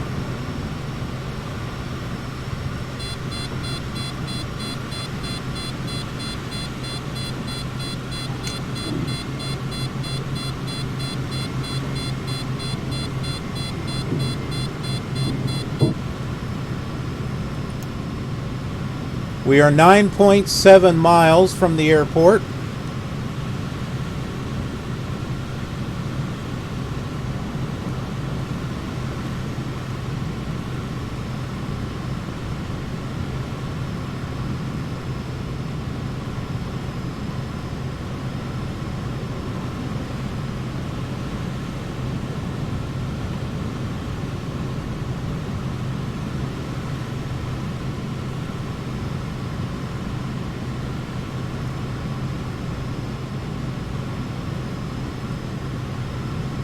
I'm trying to hold our altitude here.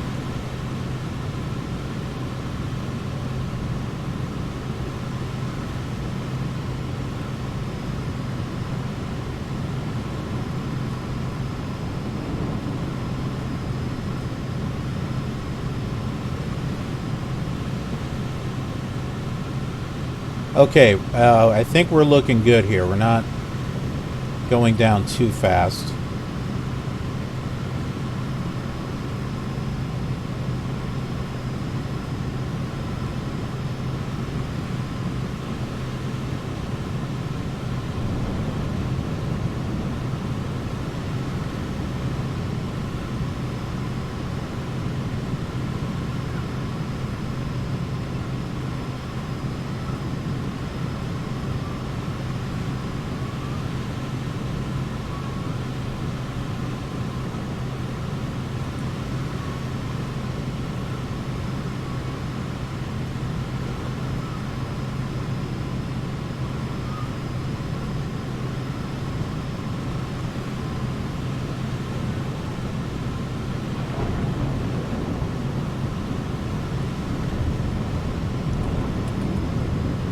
Of course the storm's getting worse. Of course it is. We're 7 miles from the airport.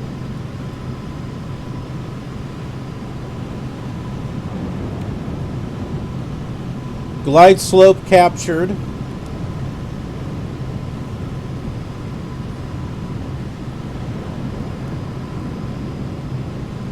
We are IFR, folks. Can't see a darn blast a thing.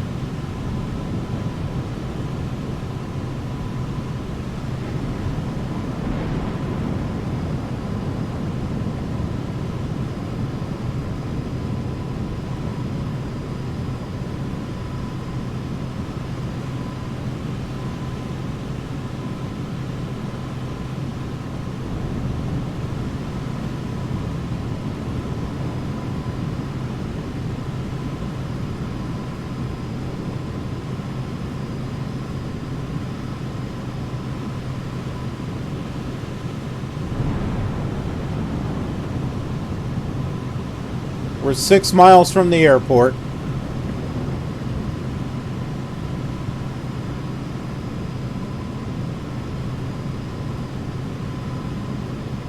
We're losing our glide slope. I'm reducing power to control our descent.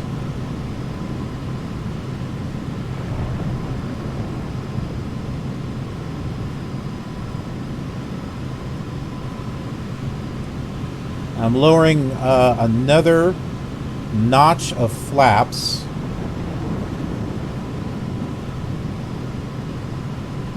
Okay, we're back on the glide slope again. Holy crap, this is... We're flying in soup!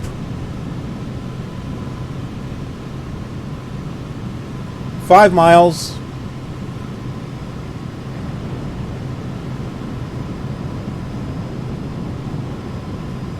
We're a little bit lower than the glide slope.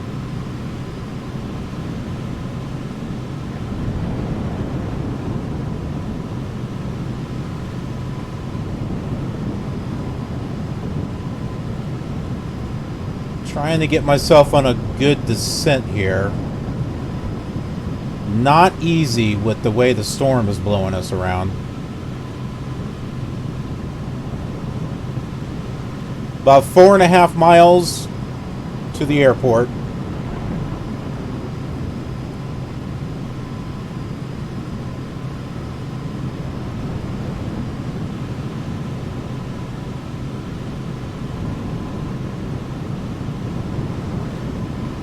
Man, this is like all dramatic. Oh, I see a blinking red light. You guys see it? It's right up ahead. That's the airport.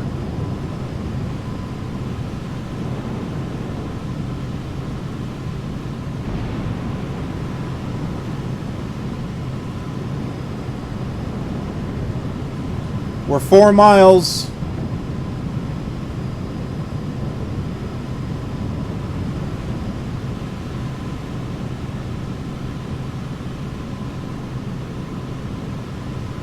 Come on, don't lose the glide slope now. Whoa! I think we're getting blown off to the side here.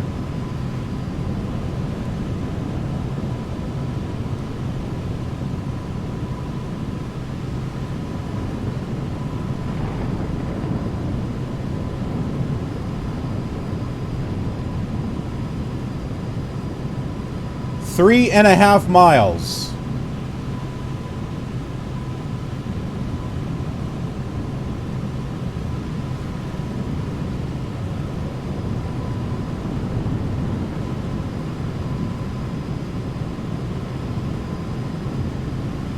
I see it. There's the runway right ahead.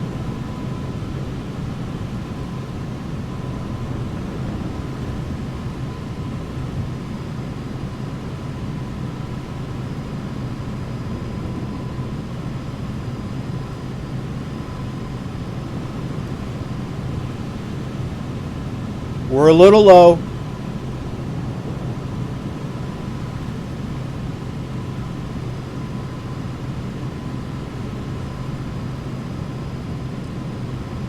I don't know. All I know is that the weather picked up. It got nasty.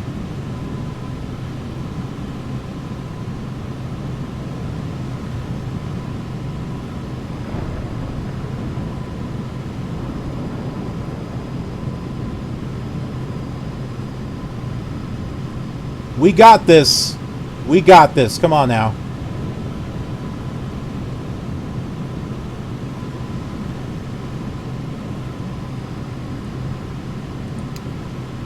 Autopilot off.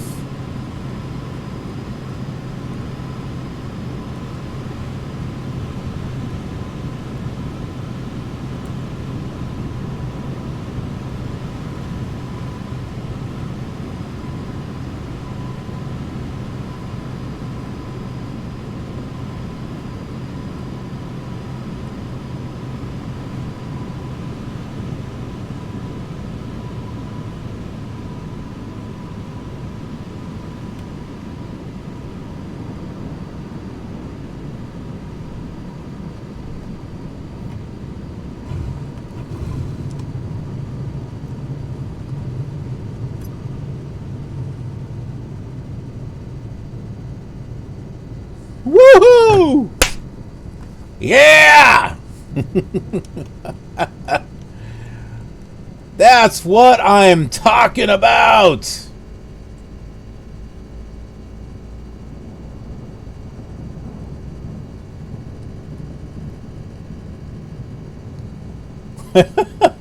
Damn right! we're gonna use the whole freaking runway. I sure as heck wasn't gonna try to do a go-around. Not in that weather.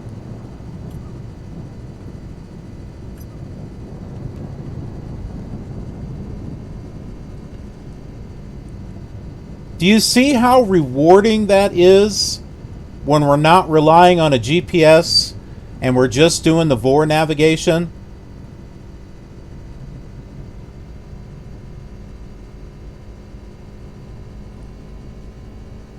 So it's like when you get to the airport, it's like, man, so rewarding.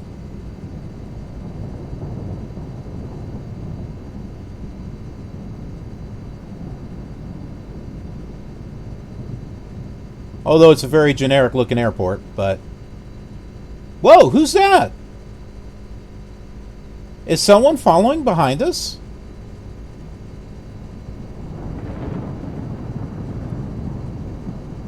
I've got live traffic on, so maybe there's another actual plane coming in.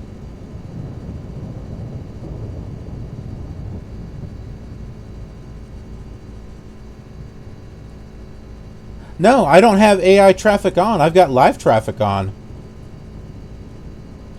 Now keep in mind, this is not live weather. This is a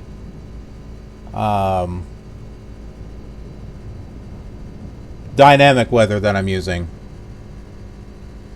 Yeah, I did read that.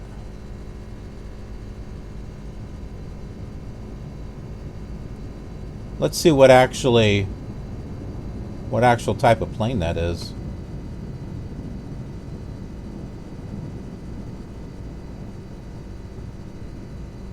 Is it me or did the plane disappear? Oh, no, wait a minute.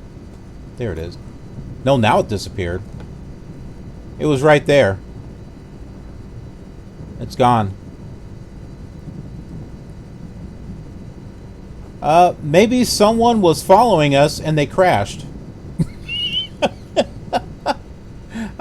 I'm not sure.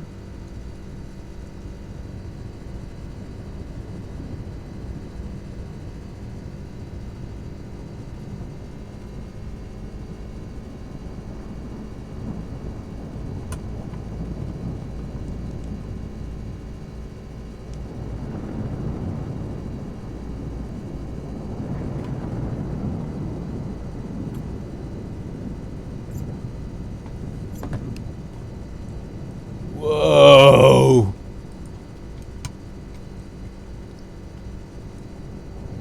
That was totally cool. What's up with this thing? This thing lit up. I don't know why. We were gonna look up, let's see, a restaurant, right?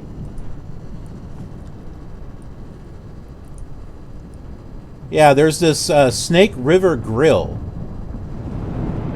I don't know about you, but that sounds like a good place. Or the Mangy Moose. The Mangy Moose. Moose! Let's look up the Snake River Grill. That doesn't look like snake. That looks like peaches. Closed? What do you mean closed? Nah, they're going to open up just for us.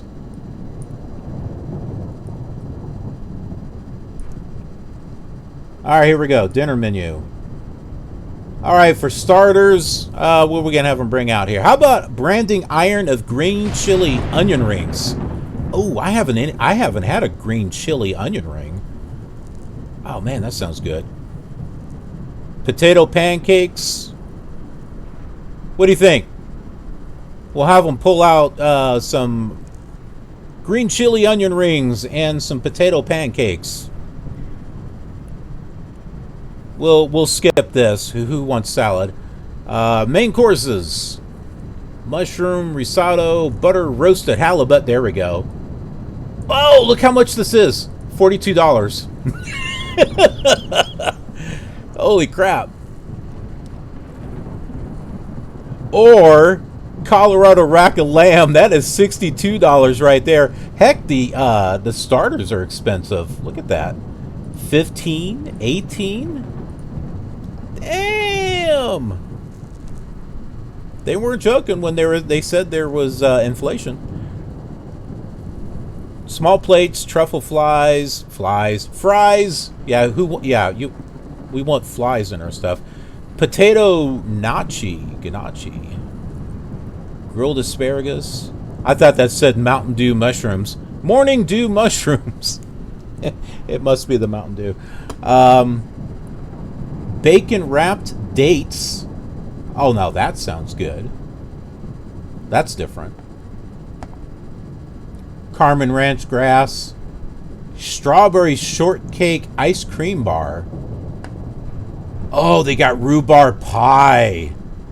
That's not something you see often, is rhubarb pie. I actually made a homemade rhubarb pie.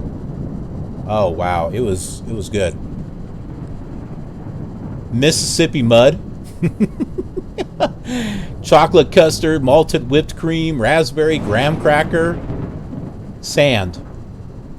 I'm sure they mean sandwich, but sand. It's rough, it's coarse, and it gets all over. Hummingbird cake. Banana pineapple spice cake with cream cheese icing. And some SRG Eskimo bars. I don't know about... Ooh. Ooh. There's those green chili onion rings. That's different. I've never seen anything like that.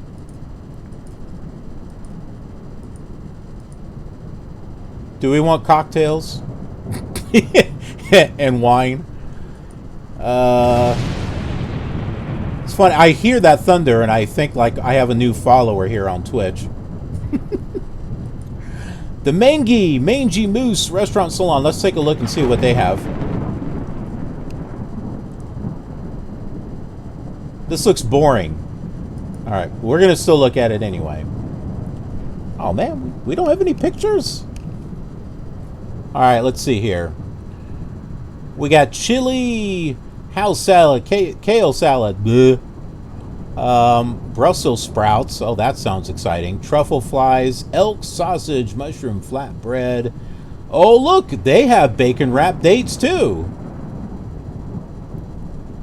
Their prices are cheaper, at least. Columbia River salmon's only $29. We can get buffalo fillets. That's $54. Bison burger. That's $21. I think I've had a bison burger before. It just tastes like a hamburger. New York strip, $42. Classic burger, $18. You might as well pay $3 more and get the bison burger. Why not? Barbecue chicken skillet. Elk brats. Truffled mac and cheese. Blah, blah, blah, blah, blah. This is boring. I like the other place better. I like the Snake River Grill. I say we go to the Snake River Grill. We got to take a look at some real life data here. Actual real pictures of the area. The hoity-toity area. This looks like... Actually, you know what? This looks like a tourist trap is what it looks like.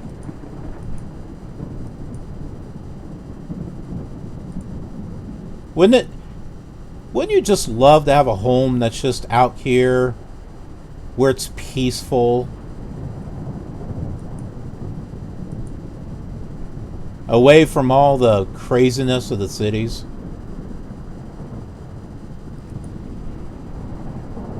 Oh, you know... Oh, yeah. I hope that's heated. I hope this is heated. Because from the looks of it...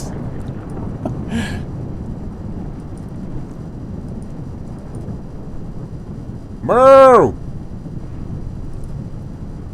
Lee's Teas.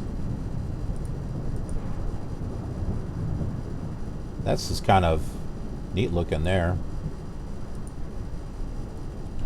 Oh, what's this? Yellowstone National Park. Oh, I guess that's near Grand Teton. Interesting, I didn't know that.